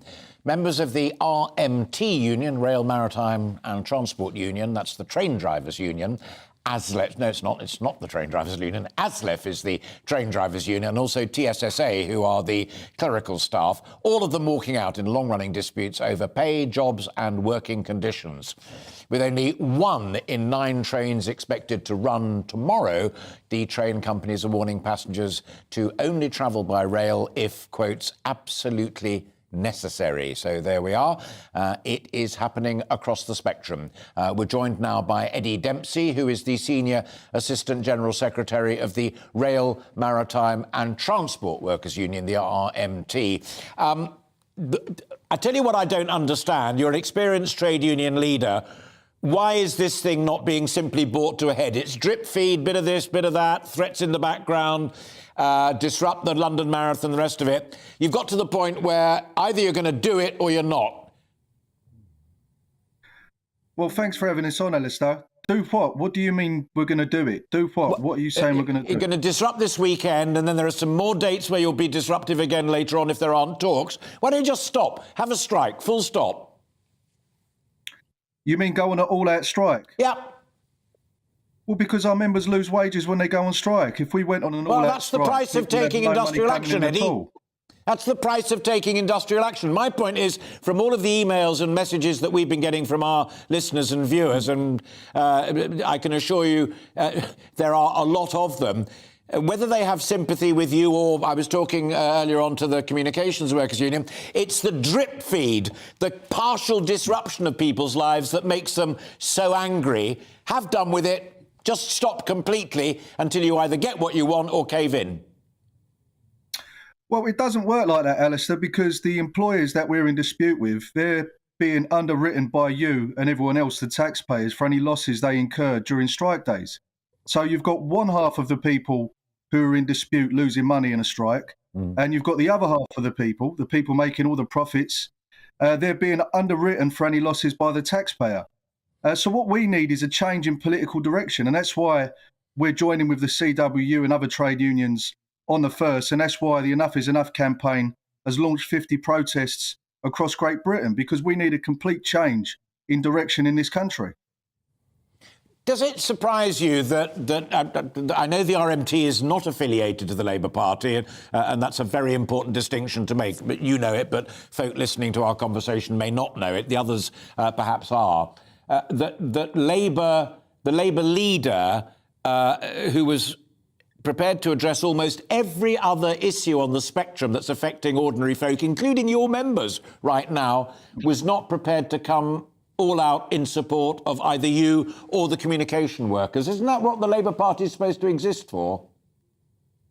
Well, I think it's regrettable that he hasn't, but that's a matter for the Labour Party. As you well know, we're not affiliated to the Labour Party, partially for reasons like that. But look, everybody in this country, and I don't think this is a left-wing case, I think people on the right of politics as well as the left will not be in support of the fact that we've seen wages declining for 30 years, will not be in support of the fact that we're being ripped off by energy companies, will not be in support of the fact that we've got more food banks in this country now than McDonald's. And we need a change in direction. We're the 6th richest economy on the planet. We need to make sure workers get a square deal, that we've got decent prices on the commodities that we need, and that we're not getting ripped off in the way that we have been for the last 30 years. I think we need a change. And I think most people in the country recognise that.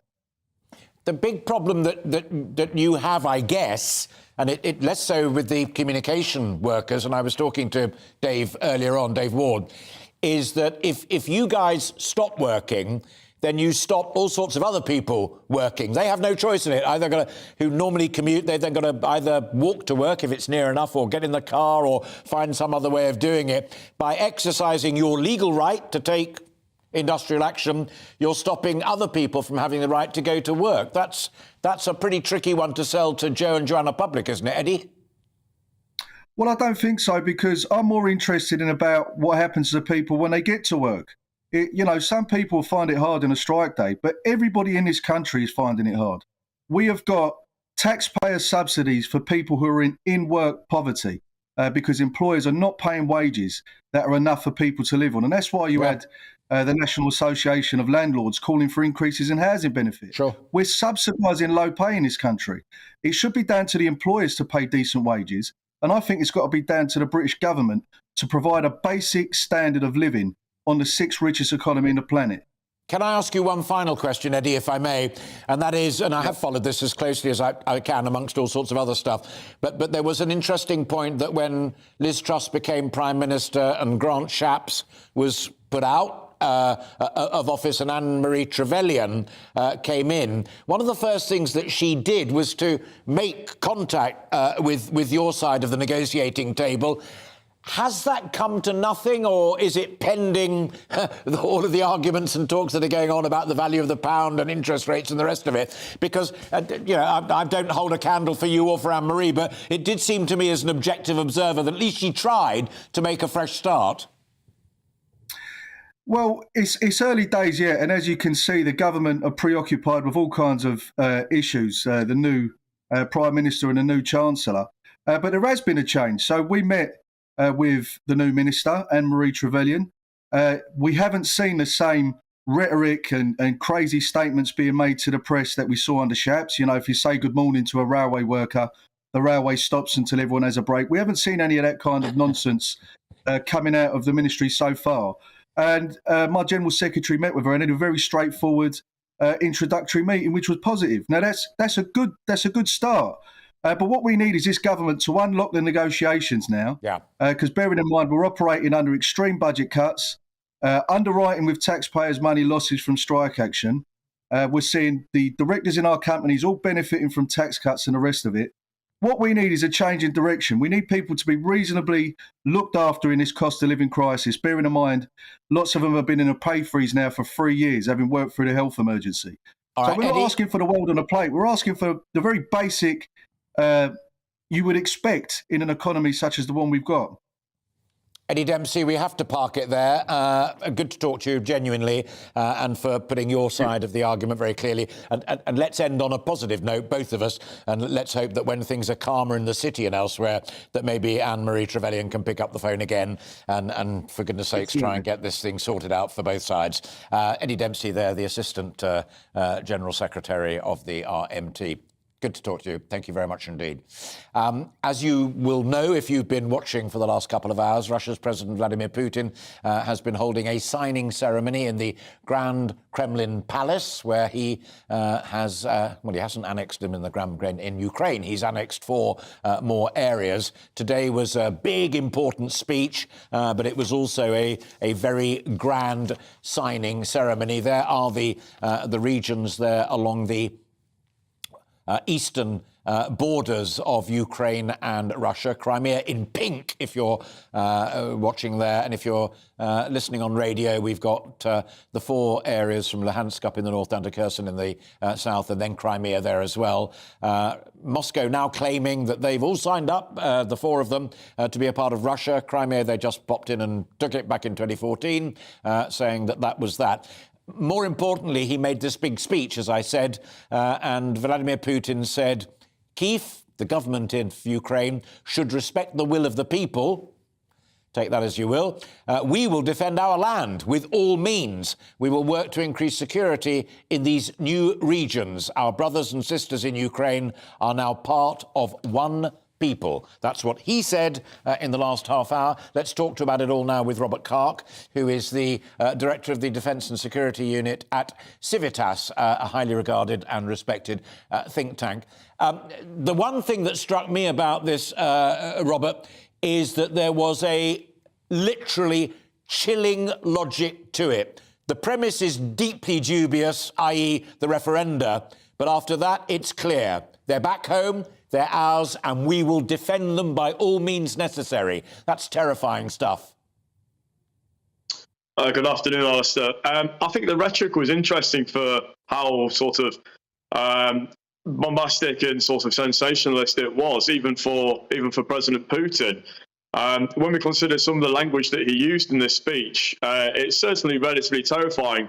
But it's terrifying to me for sort of highlighting how lax his grip on reality is becoming.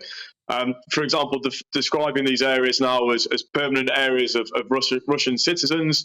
Well, we know for a fact that's one, incorrect. They're Ukrainian still. And for two, the majority of these areas now, these four provinces, they're heavily contested still by the Ukrainian armed forces. For example, in Donetsk, for example, only around 40% of the area is controlled temporarily by Russian forces. So this isn't by no means the end of fighting in the eastern parts of Ukraine. In these regions, we can see the front lines are shifting almost daily. So I think the language used by President Putin, it really sort of underscores his lack of grasp of reality on the front line, I'm afraid. I had two guests earlier on, Robert, from Ukraine. One, an advisor to a government minister, and another, I remember, People's Deputy in the Ukraine Parliament. And they both said their greatest single hope, not more weapons from the West, obviously that's taken as a read, but their greatest single hope was that it would increase Putin's instability. I mean, this is one of the hopes, sort of long term. We can see really that the role of these referendums, these sham illegitimate referendums, it highlights just how badly the war is going for Russia and for Putin personally. His grip on power is tenuous at best. He surrounds himself obviously with his oligarchs and his closest aides. But when we can see the reactions from the Russian people, crucially, it paints a very different picture. In particular, just quickly, the mobilization announced last week of 300,000 extra soldiers. Around about 260,000 Russian men have already left Russia's borders from as far as between Finland and Kazakhstan in that time. So the Russian population are hemorrhaging young men. They're obviously hemorrhaging, their economy is hemorrhaging even further. And it's incredibly destabilizing for Russia, for Putin, long term. Final point, Robert, and you study these matters not only the military side, but very much the diplomatic side. And I don't want to sound like an old cynic, but Joe Biden says it's dreadful, it will not stand. The United Nations General Secretary says it's dreadful, it will not stand. So much hot air. Not great if you're a resistance fighter in the east of Ukraine. No, absolutely right. I mean, it's better than nothing. And obviously these messagings by, for example, the United Nations and the United States president, they need to be said, they need to be clarified and codified. But you're completely right. What actual emphasis, what impact does that have for the brave Ukrainian soldiers on the front line? Very little. The hope is it transcends into policy, tougher action, and particularly these threats around so-called nuclear escalation and the use of tactical nuclear weapons. These only serve to undermine Western and international support for Ukraine, which absolutely cannot be seen to be slackening now. If anything, support needs to be increased. I know for the many supposed faults of the new British government, the defence of Ukraine is even more solidified. They're going to increase spending into next year and support for the Ukrainians, as are the United States. So crucially, the big uplift in capability, kit, intelligence and diplomatic support is so far quite rightly unwavering. Robert Clark, always a pleasure to talk to you. Thanks for your time this Friday afternoon. I wish you a good weekend. Thank you. That's Robert Clark there, expert on defence and diplomatic policy at the think tank Civitas. That's one big story that's dominated much of our conversation, but still there in the background is last week's mini-budget. Left the markets in turmoil, leading to an emergency meeting this very morning with Liz Truss, Kwasi Kwarteng and the Office for Budget Responsibility, who'd said to Chancellor Kwasi Kwarteng, we can do your workings out for you and your sums, and he said, no, thank you, don't need that. But after just 45 minutes, it was agreed that the government is to work more closely with the Office of Budget Responsibility in the coming weeks, and that the OBR itself will issue a much fuller statement a little later this afternoon. With the Conservatives currently trailing in the opinion polls and just before their party conference this Sunday, it looks as if Liz Truss really does have a big task on her hands to gain the support for her policies. Catherine, our political correspondent, is with me yet again. I'm delighted to say there was a bit missing off that last sentence, not only to gather up more support for those policies from Joe and Joanna Public, as I always call them, but from her own party as well. Yes, the mood in the Conservative Party is in contrast to Labour, not at all joyful. I mean, it's got worse and worse from Friday onwards as the ripples that have come out from the statement. Now, Liz Truss, Kwasi Kwarteng are said to be very calm. They firmly believe they are in the right. They think that the markets are behaving irrationally, that things will settle, that they have the right policies. But a lot of the Conservative Party does not share that view. And of course, these polls are absolutely terrifying for them. The 17% lead for Labour was bad enough. Now we've had the YouGov poll in the Times, 33%. The GBNews poll, 30%. These are sort of extinction level wipeouts if they became reality. And so far, which they won't, because there isn't going to be a general election. I mean, the question is, if there were a general election tomorrow, how would you blah, blah, blah? Well, there isn't going to be a general election. 2 years. So there's 2 years. Potentially 2 years. But obviously, it's very worrying. And Liz Truss does not have a broad base of support. Less than a third of MPs originally voted for her. So most of them didn't want her in the job in the first place. And the OBR from this morning, I mean, obviously, we've gone from them saying they were offered an assessment from the OBR to accompany the fiscal event last Friday. They declined. Now they've had a meeting with them. Now, of course, the Chancellor would meet with them regularly. That's not the case for the Prime Minister. You would suspect that they have sort of had their knuckles wrapped, but they are unrepentant. So although the OBR are providing this forecast to Kwasi Kwarteng next Friday, the 7th of October, on the impact of his plans, they are still saying that they will publish those on the 23rd of November alongside further details of the plans, which is a very long while. Indeed. To wait. Final quick point, and I may get told off for doing it, but it's so important to me.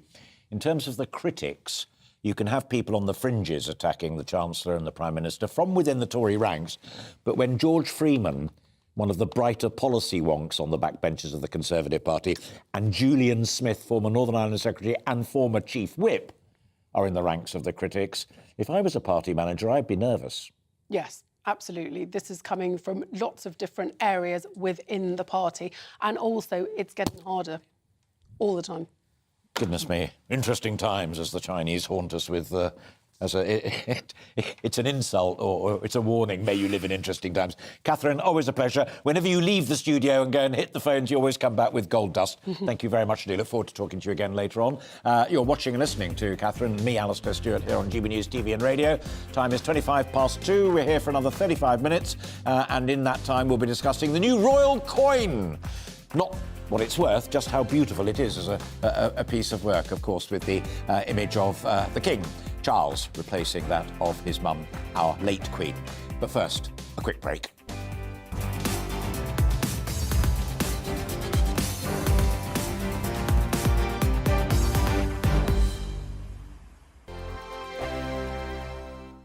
We are GB News. And we'd like to say thank you To each and every one of you. for helping our great nation. Find its voice. We're absolutely everywhere. Across England, Scotland, Wales, And Northern Ireland. On TV, on radio, and online. We're proud to be The People's Channel. Britain's news channel. On the Mark Steyn Show, we cover the stories a lot of people are scared even to mention. The stuff that really matters with some of the world's biggest thinkers. Now is his opportunity to kind of take the steering wheel of history. Break away from the flop at 8 o'clock on GB News with the Mark Steyn Show. Hello, I'm Esther McVeigh. And I'm Philip Davis. Whether you're watching or listening on TV, online or on radio, we handpick the latest stories, debates and expert opinions for your weekend. So whether that's politics, news or showbiz, we've got it covered. Join us every Saturday morning at 10 o'clock on GB News. Join my show Farage, 7 p.m. till 8 p.m. Monday through Thursday, and there you will get opinion, analysis, debate, and I'll cover stories that nobody else dares to touch. You've been cancelled. Join the club. Oh my goodness me! And then for the last 15 minutes, talking pints. We're over a drink. We have a civilised conversation with someone. We very often disagree, but we do it in a grown-up way. Come and join me on Farage. Hi there, it's Stephen and Anne.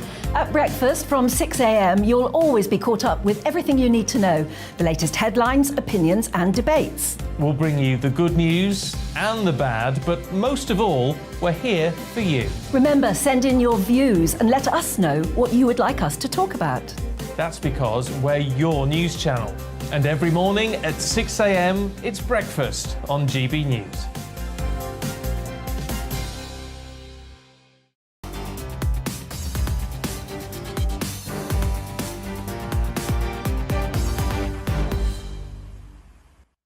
One, two, three. Exactly 28 minutes past 2. You're watching Alastair Stewart here on GB News TV and radio. The Royal Mint has unveiled the new 50p coin featuring the face of King Charles III. The coin will begin to enter circulation by the end of the year. But don't worry, any coins bearing the image of the late Queen, of course, will remain legal tender. Unlike some paper money, by the way, plastic money. Watch out for that. There's a change, I think, in the £20 note. Anyway, there it is. That is the coin. There's also a memorial range that will be released on Monday, commemorating the life and legacy of the late Queen as well. So fascinating times at the Royal Mint and mints across the country. Some people just take a passing interest in this. Other people actually collect them. So we thought it might be worth spending a couple of minutes on it, but also to give it edge, I'm delighted to be joined in the studio, not so much by a coin collector, but by our royal reporter, Cameron Walker. And when you came in, cheeky monkey that I am, I first of all asked you a key question to me, whereas this is a, here we got it, there we are. There's a Queen Elizabeth 50p piece from my own collection, and it says, Elizabeth II, de gra reg fid def, singular, defender of the faith. Has he changed it? He hasn't, according to the Press Association. Ooh. So the Latin translation is King Charles III, by the grace of God, defender of the faith, which is, of course, the sovereign's full title in the United Kingdom. Second question. Yeah. See, and it's really unfair. Because this was actually something that my producer whispered in my ear. If I just hold that up for a moment, that's a Queen Elizabeth pound coin. And if my little hands don't shake, there's a Queen Elizabeth 10p piece. They both... There we are. Ooh, OK. Let's stick with that one. Look closely. 3, there it is. Got a crown on. He got a crown. No, he hasn't. So the Queen's first effigy in 1952, she wasn't wearing a crown either. Oh, fantastic! Yeah. I did not know that. So yeah, so one of the reasons is are these traditions? Because I mean, it is the Royal Mint we should underline. Yeah. Are these traditions, or is it in the gift of the new monarch? Well, it's tradition actually that dates back centuries. Actually, the last 4 centuries, that kings have not been wearing a crown on British coins. So George V, George VI, Edward VII were not wearing a crown on the coins, on the effigy. Queen Victoria and Queen Elizabeth II were exceptions. Yeah. However, their first effigy, before they had their coronation, before they were crowned, did not contain a crown on their head. There was actually a float, which we do have, which shows Queen Elizabeth's effigies through the ages from 1952 to present day. And you'll see the first one in that, she is not wearing a crown. Yeah. And incidentally, nothing to do with coinage as well, but I love the stamps that the Post Office have bought. We had an interview earlier on about more difficult times for the Post Office and industrial action, but those the commemorative stamps are a beauty as well. And that was just a quick cutaway there while we were chatting of the imagery and obviously the reflection of the Union. This is a trick question, and forgive me for it, but we have talked about it before in our coverage together of the death of the late Queen and the state funeral. There was speculation that the Royal Standard may be re-looked at because there's a kind of spare quadrant upon it to better reflect the United Kingdom of the 21st century. Any news or whispers on that? So you will notice in the Royal Standard you're referring to, Alistair, that it does not contain the Welsh dragon because it was not I think it was in the 1950s, was it, the 1960s that changed? But the point being that it was after Queen Elizabeth ascended to the throne and that Royal Standard for Her Majesty was created, and it hasn't changed since. So the argument is that perhaps King Charles will want to change that to reflect the Welsh people within his Royal Standard. We don't have any confirmation on that, but it's certainly a possibility. Yeah, as elaborately enthroned, that's not the right word, but created Prince of Wales himself, and also one of the first things he did on becoming king was to make William and Catherine Prince and Princess of Wales, of course. Always a pleasure to talk to you, Cameron. Thank you very much indeed. Cameron Walker there, our royal correspondent on coinage, stamps and Wales and royal standards. All that you need is here. Coming up, we'll be further discussing our GB News People's Poll. Plus, earlier today, Liz Truss and Chancellor Kwasi Kwarteng held an emergency meeting with the Office for Public Budget Responsibility. We'll be reflecting upon that again with Liam Halligan after the break. But first, let's bring you right up to date with all of the other news. Here's Rhiannon Jones.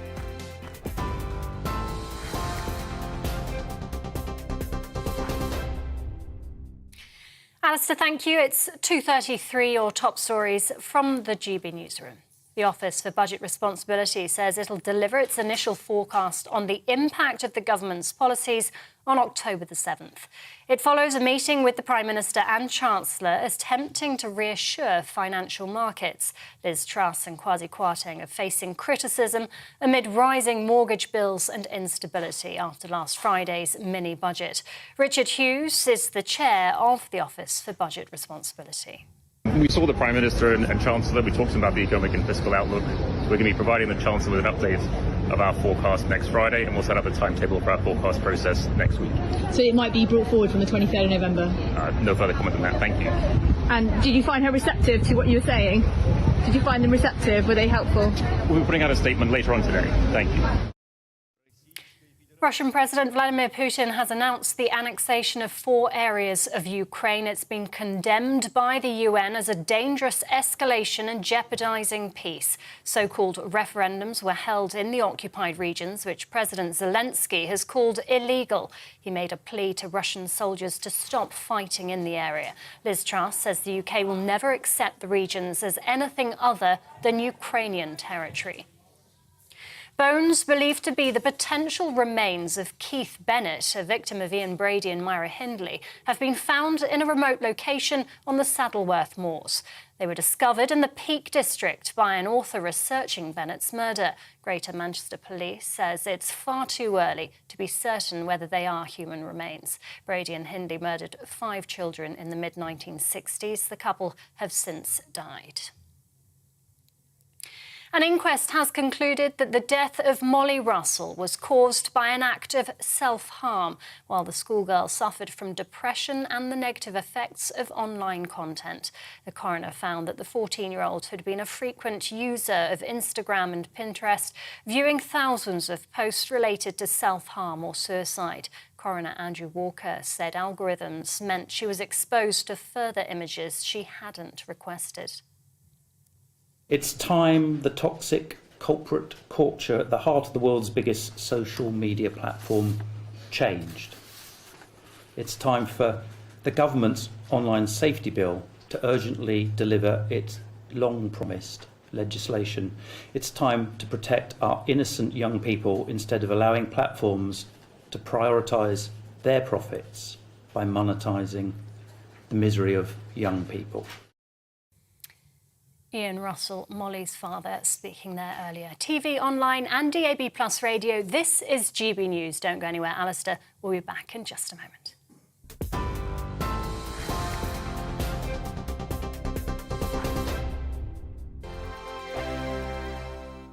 We are GB News. And we'd like to say thank you To each and every one of you. for helping our great nation. Find its voice. We're absolutely everywhere. Across England, Scotland, Wales and Northern Ireland. On TV, on radio, And online. we're proud to be The People's Channel. Britain's news channel.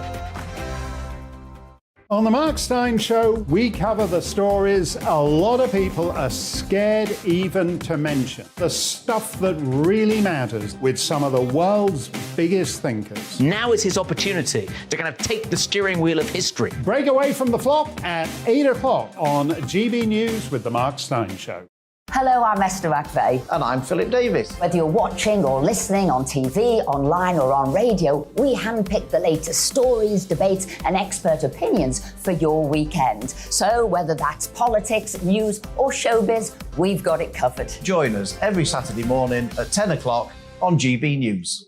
Join my show Farage, 7 p.m. till 8 p.m. Monday through Thursday, and there you will get opinion, analysis, debate, and I'll cover stories that nobody else dares to touch. You've been cancelled. Join the club. Oh my goodness me! And then for the last 15 minutes, talking pints. We're over a drink. We have a civilised conversation with someone. We very often disagree, but we do it in a grown-up way. Come and join me on Farage. Hi there, it's Stephen and Anne. At breakfast from 6 a.m, you'll always be caught up with everything you need to know, the latest headlines, opinions and debates. We'll bring you the good news and the bad, but most of all, we're here for you. Remember, send in your views and let us know what you would like us to talk about. That's because we're your news channel. And every morning at 6 a.m, it's breakfast on GB News.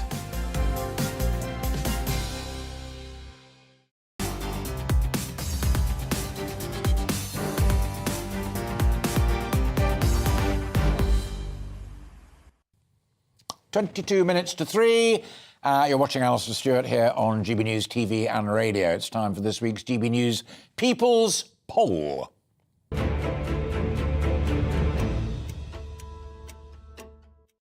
If there were any suspicions that Liz Truss had had a bad week, that's confirmed by our GB News poll, showing a 30% lead for the Labour Party over the Conservative Party, i.e. Labour on 50, the Tories on 20.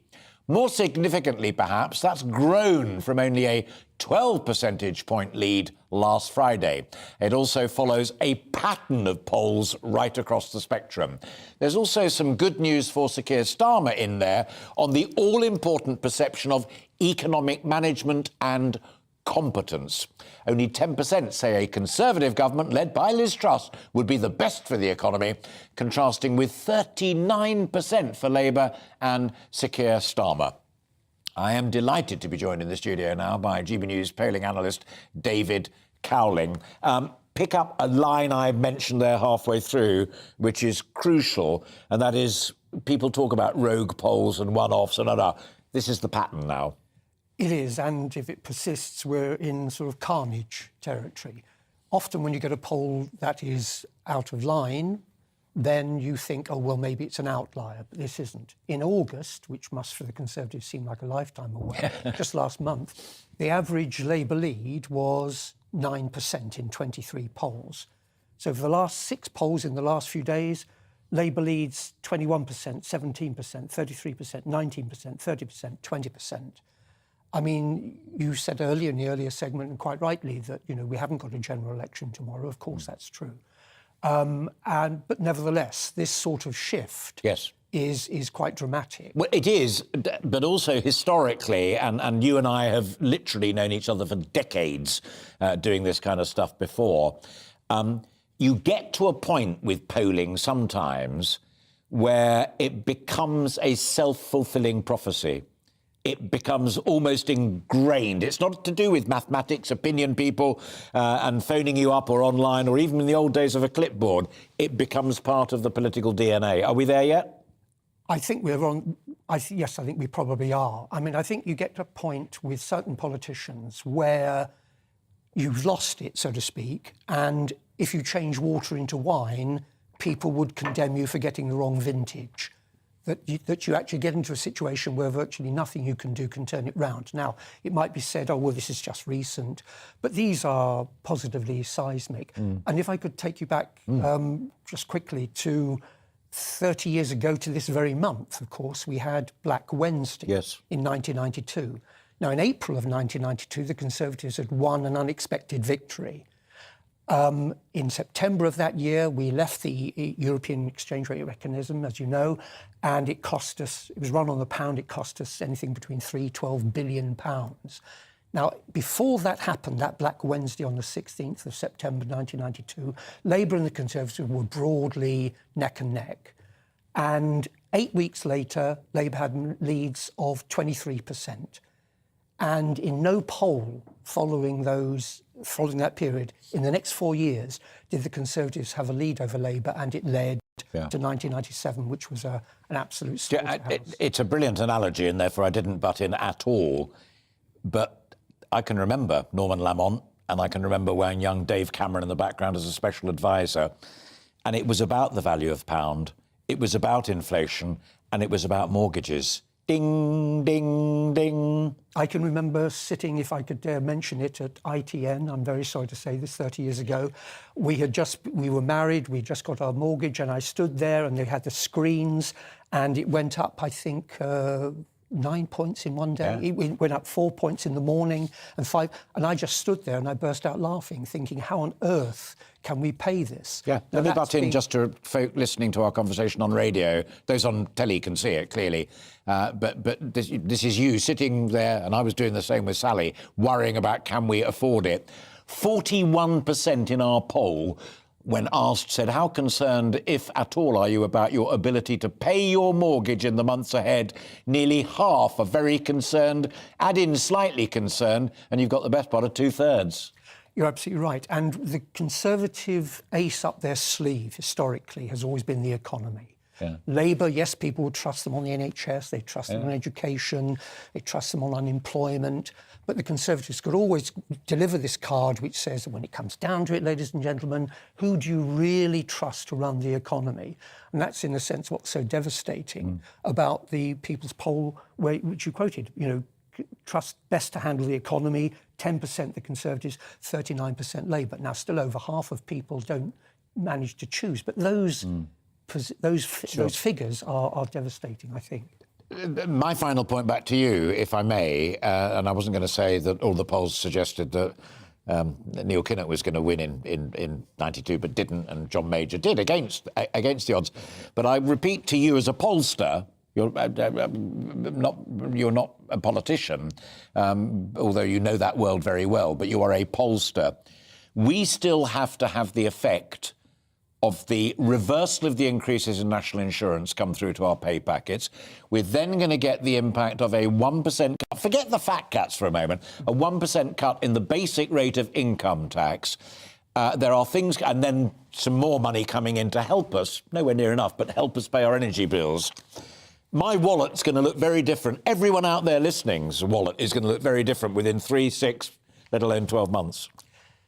Yes, but then the question is of balance. And back to the point you were making earlier about the 41% of people who are worried about paying their mortgage. Sure.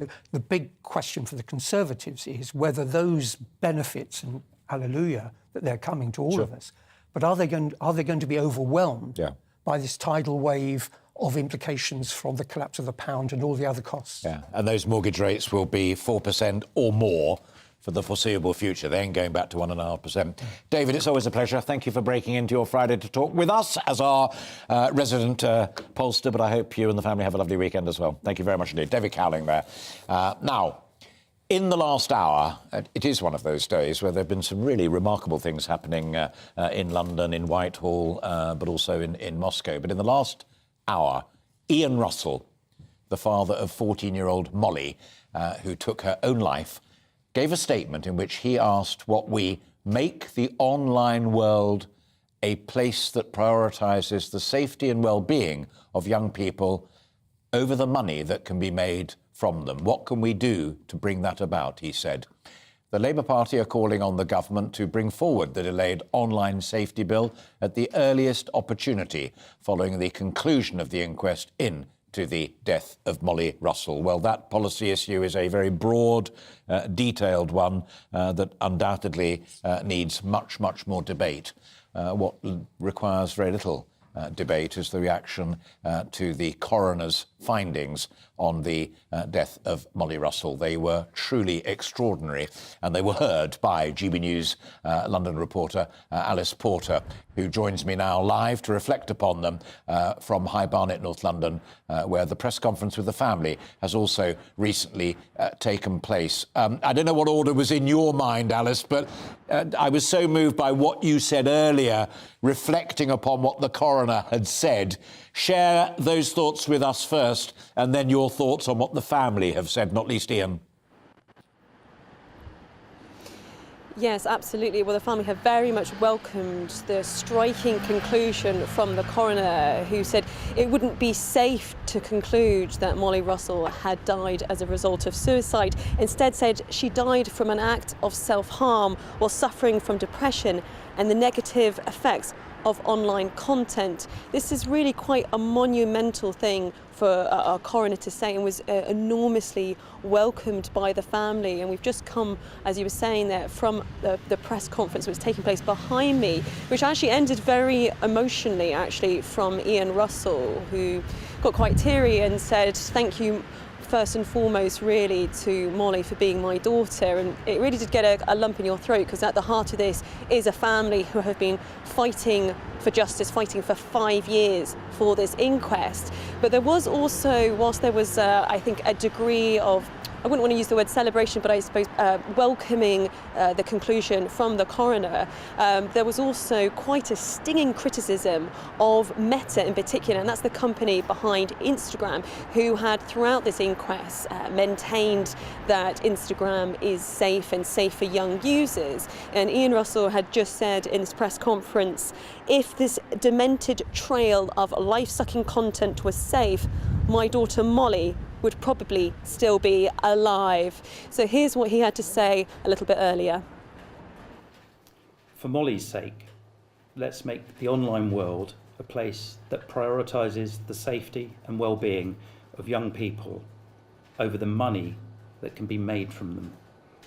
And for anyone struggling, I'll say again, please reach out to real people who can help you. Please don't forget.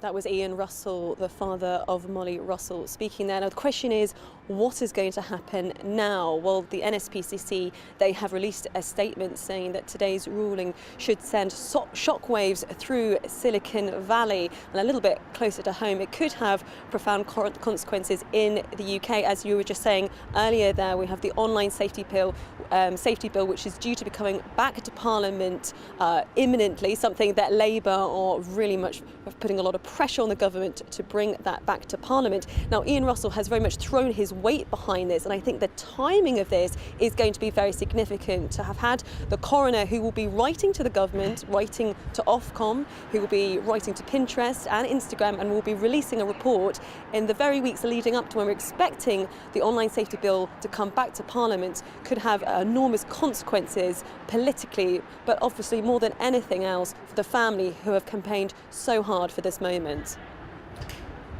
Alice, thank you very much indeed for that calm, thoughtful and brilliant reportage there of what Ian Russell and the rest of the family had to say. Thank you.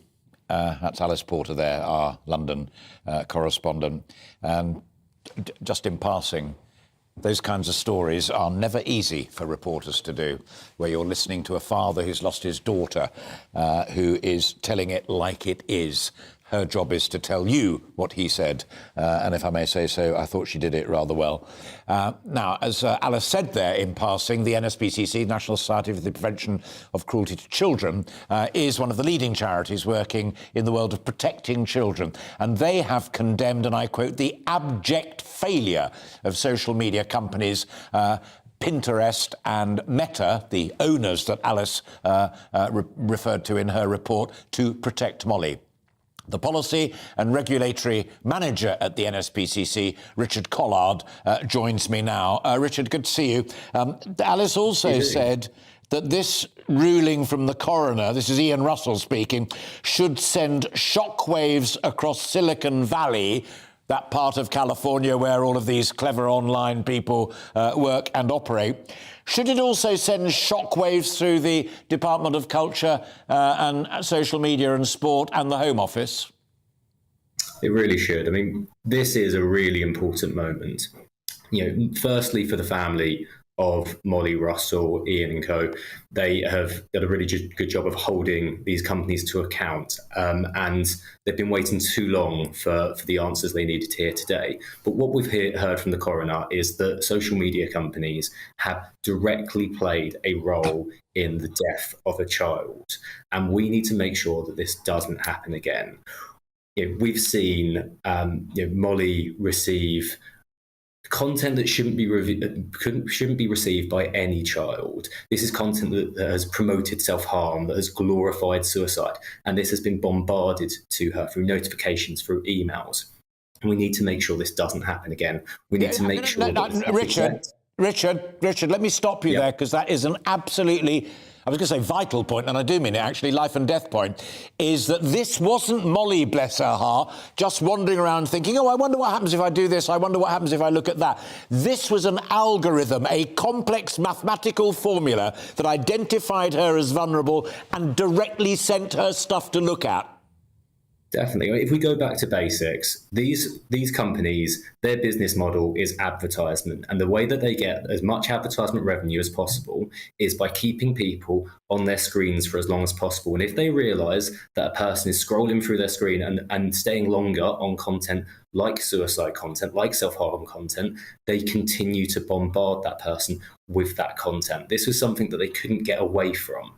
This is the fundamental business model of companies has led to the death of a child. And that's why we need a culture change at the top of these companies. And that starts with the online safety bill, passing it and strengthening it wherever possible. I'm going to come to that. We've got about a minute and a half left, and I want to come to that at the very end, because there's a nuanced question that I want to put to you about that. But one step back into my analysis and yours, as it were. Is it the most important thing to stop these direct messages going out to children, or should it be that these messages simply have no place on social media, period? I think one of the real issues with this is that it's not just like a single piece of content that Molly was receiving. It was the fact that the algorithm saw that she liked this content and continued to bombard her. It's the processes of these technology companies that work by creating algorithms to keep people addicted to this type of content. So it's not just one piece, it's the whole systems and processes and the culture that these tech companies have that has caused this issue. OK, thank you for that crisp analysis, and it does indeed perfectly logically take me to my last point. I know the NSPCC very well, I respect it, and a range of other children's charities, people like Home Start and what have you. They do a brilliant job in this box that says children, young people. How do you nuance, as the NSPCC, the right of adults to access whatever they want, free speech, free access to the internet? It's a very tricky line to walk along, because I want you to protect my kids and now my grandchildren, but I equally want everybody else to have the right to say and see what they want. Definitely. And I believe the online safety bill does have provisions to protect freedom of speech, to protect privacy, to protect a lot of things. But we need to remember that the safety of children is also a fundamental right that needs to be protected. And harmful content like suicide content, pro-bulimia content, anorexia content is so harmful, and we need to make sure that this is tackled. And companies, this is in companies' terms of services. They just don't follow their terms of services. We need to hold them to a higher standard and to force them to actually enact what they say they're going to do and protect our children. And that's why we need a bill, an online safety bill, that forces tech companies to have regards to freedom of speech, but to also protect children and to protect children from this harmful content. We're seeing a complete rise in a range of harmful content. Richard, we have to leave it there. And I'm grateful for your time. Richard Collard there, policy boss at the NSPCC. That's all we have time for this Friday. I'll be back here on GB News tomorrow and Sunday at 12. And I hope very much you can join me then. But now let me leave you with a full update on what you're going to do with the rest of your afternoon. Here's the weather. Hello again, I'm Aidan McGivern from the Met Office. Friday has been wet and windy for many of us. The rain clears through the evening, further showers following, and it stays breezy overnight because of an area of low pressure, which is just to the north of Scotland at the moment, a deep low brought about by an active jet stream, that fast-flowing current of air high in the sky, and it's sent a weather front or two across the UK during the last 24 hours. Now, the most persistent and heaviest rain clears through. Very windy for a time through the Dover Strait. Parts of Kent could see 50-mile-per-hour wind gusts. But eventually, calmer, clearer conditions follow, albeit with quite a number of showers in the north and the west. And under those clear spells, temperatures in places dipping to the single figures, but not as low as they were on Thursday night because of the stiff breeze that we keep through the night. And a bright start for many as we begin the weekend. Blue skies for much of central and eastern UK, but in the west, showers from the word go, and they topple in and spread to most parts by the afternoon. They'll continue to be most frequent towards the northwest, where it will be another very breezy day, and it'll feel cool in that breeze, but away from the showers with some sunny spells, temperatures into the mid to high teens, so feeling a bit warmer, I suppose, compared with Friday. Through the evening, further showers continue for North Wales, Northern England, Scotland and Northern Ireland. Further south, drier for a time, but the next system begins to head in for the southwest of England. Thicker cloud and some spells of rain by dawn here. Milder air as well, 13 Celsius, whilst it's looking more likely to be 8 to 11 Celsius elsewhere across the UK. And we'll keep the showers going across Scotland, Northern Ireland, parts of Northern England on Sunday. Brighter skies through central areas, but in the south, southern counties of England, perhaps South Wales, some persistent rain, thick cloud and some heavy bursts of wet weather at times as well. Monday looks drier in the south, but further rain or showers in the north.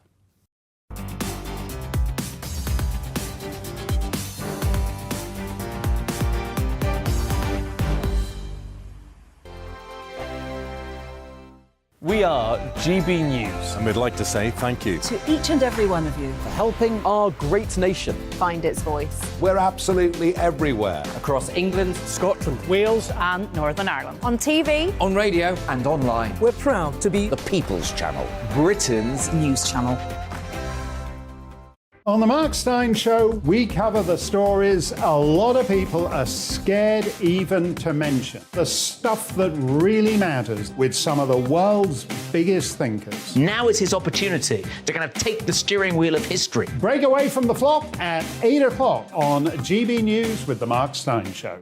Hello, I'm Esther McVeigh. And I'm Philip Davis. Whether you're watching or listening on TV, online or on radio, we handpick the latest stories, debates and expert opinions for your weekend. So whether that's politics, news or showbiz, we've got it covered. Join us every Saturday morning at 10 o'clock on GB News. Join my show Farage, 7 p.m. till 8 p.m. Monday through Thursday, and there you will get opinion, analysis, debate, and I'll cover stories that nobody else dares to touch. You've been cancelled. Join the club. Oh my goodness me! And then for the last 15 minutes, talking pints. We're over a drink. We have a civilised conversation with someone. We very often disagree, but we do it in a grown-up way. Come and join me on Farage. Hi there, it's Stephen and Anne. At breakfast from 6 a.m, you'll always be caught up with everything you need to know, the latest headlines, opinions and debates. We'll bring you the good news and the bad, but most of all, we're here for you. Remember, send in your views and let us know what you would like us to talk about. That's because we're your news channel. And every morning at 6 a.m, it's breakfast on GB News.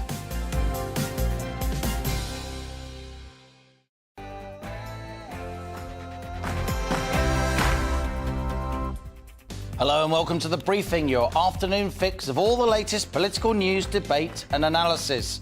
I'm Liam Halligan, and here's what's coming up over the next hour. The Prime Minister and Chancellor met this morning with the Office for Budget Responsibility.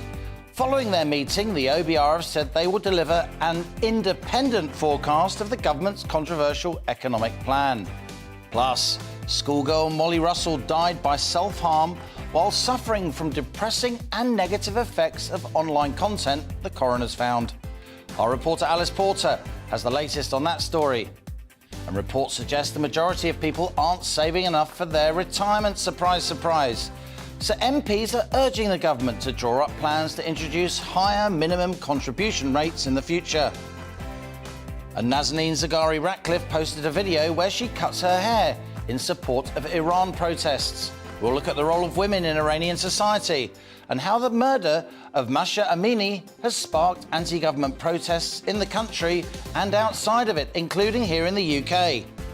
And don't forget to give me your political briefing. Send in your views and opinions by emailing us, gbviews@gbnews.uk, or tweet me at gbnews.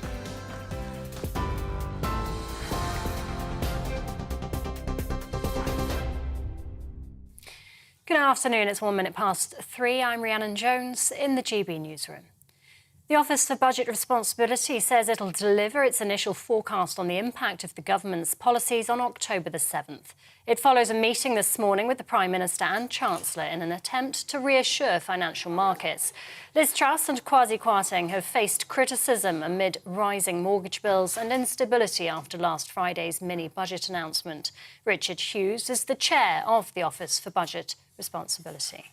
We saw the Prime Minister and Chancellor. We talked about the economic and fiscal outlook. We're going to be providing the Chancellor with an update of our forecast next Friday, and we'll set up a timetable for our forecast process next week. So it might be brought forward from the 23rd of November? No further comment on that. Thank you. And did you find her receptive to what you were saying? Did you find them receptive? Were they helpful? We'll be putting out a statement later on today. Thank you. Russian President Vladimir Putin has announced the annexation of 4 areas of Ukraine. It's been condemned by the UN as a dangerous escalation and jeopardizing peace. So-called referendums were held in the occupied regions, which President Zelensky has called illegal. He's made a plea to Russian soldiers to stop fighting in the area. Liz Truss says the UK will never accept the regions as anything other than Ukrainian territory. Well, one of those regions is Zaporizhia. Ukraine says at least 23 people have been killed and 28 wounded in a Russian missile strike on the southern city. A crater can be seen where the missile hit overnight. It's understood it struck a civilian convoy. Russia denies deliberately targeting civilians. Bones believed to be the potential remains of Keith Bennett, a victim of Ian Brady and Myra Hindley, have been found in a remote location on the Saddleworth Moors. They were discovered in the Peak District by an author researching the 12-year-old's murder. Greater Manchester Police says it's far too early to be certain whether they are human remains. Brady and Hindley murdered 5 children in the mid-1960s, with 3 of the victims found. An inquest has concluded that the death of Molly Russell was caused by an act of self-harm while the schoolgirl suffered from depression and the negative effects of online content. The coroner found the 14-year-old had been a frequent user of Instagram and Pinterest, viewing thousands of posts related to depression, self-harm or suicide. Coroner Andrew Walker said algorithms meant she was exposed to further images she hadn't requested. A spokeswoman for Meta said they'd continue to work to ensure they offer the best possible protection and support for teens. But Molly's father, Ian Russell, says the government must take action. It's time the toxic corporate culture at the heart of the world's biggest social media platform changed. It's time for the government's online safety bill to urgently deliver its long-promised legislation. It's time to protect our innocent young people instead of allowing platforms to prioritise their profits by monetising the misery of young people. Members of the Communication Workers Union at Royal Mail have launched a 48-hour strike in a dispute over pay affecting deliveries of post across the country. Around 115,000 workers are taking part in the industrial action, the biggest strike of the year. Talks between the two sides have failed to make any progress. Removed from the UK by the Home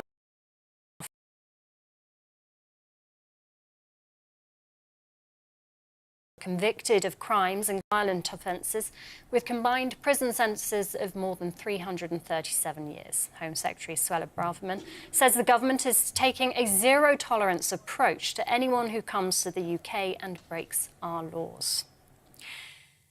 And the Royal Mint has unveiled the new 50p piece featuring the face of King Charles. The coin will enter circulation by the end of the year, replacing those featuring his mother, the late Queen. In keeping with tradition, the King's portrait faces to the left, the opposite direction to Queen Elizabeth. A range of memorial coins is being released on Monday to commemorate her life and legacy.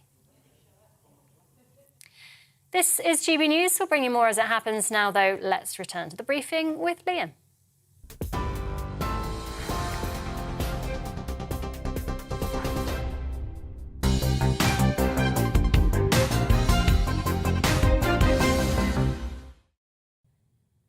And this is the briefing with me, Liam Halligan. It's 3:06. Welcome back. Earlier today, the new Chancellor and Prime Minister held an emergency meeting with the Office for Budget Responsibility, otherwise known as the OBR. Following on from Kwasi Kwarteng's mini-budget last Friday announcing major tax cuts and borrowing, financial markets fell into turmoil, putting the new government's economic measures under much scrutiny.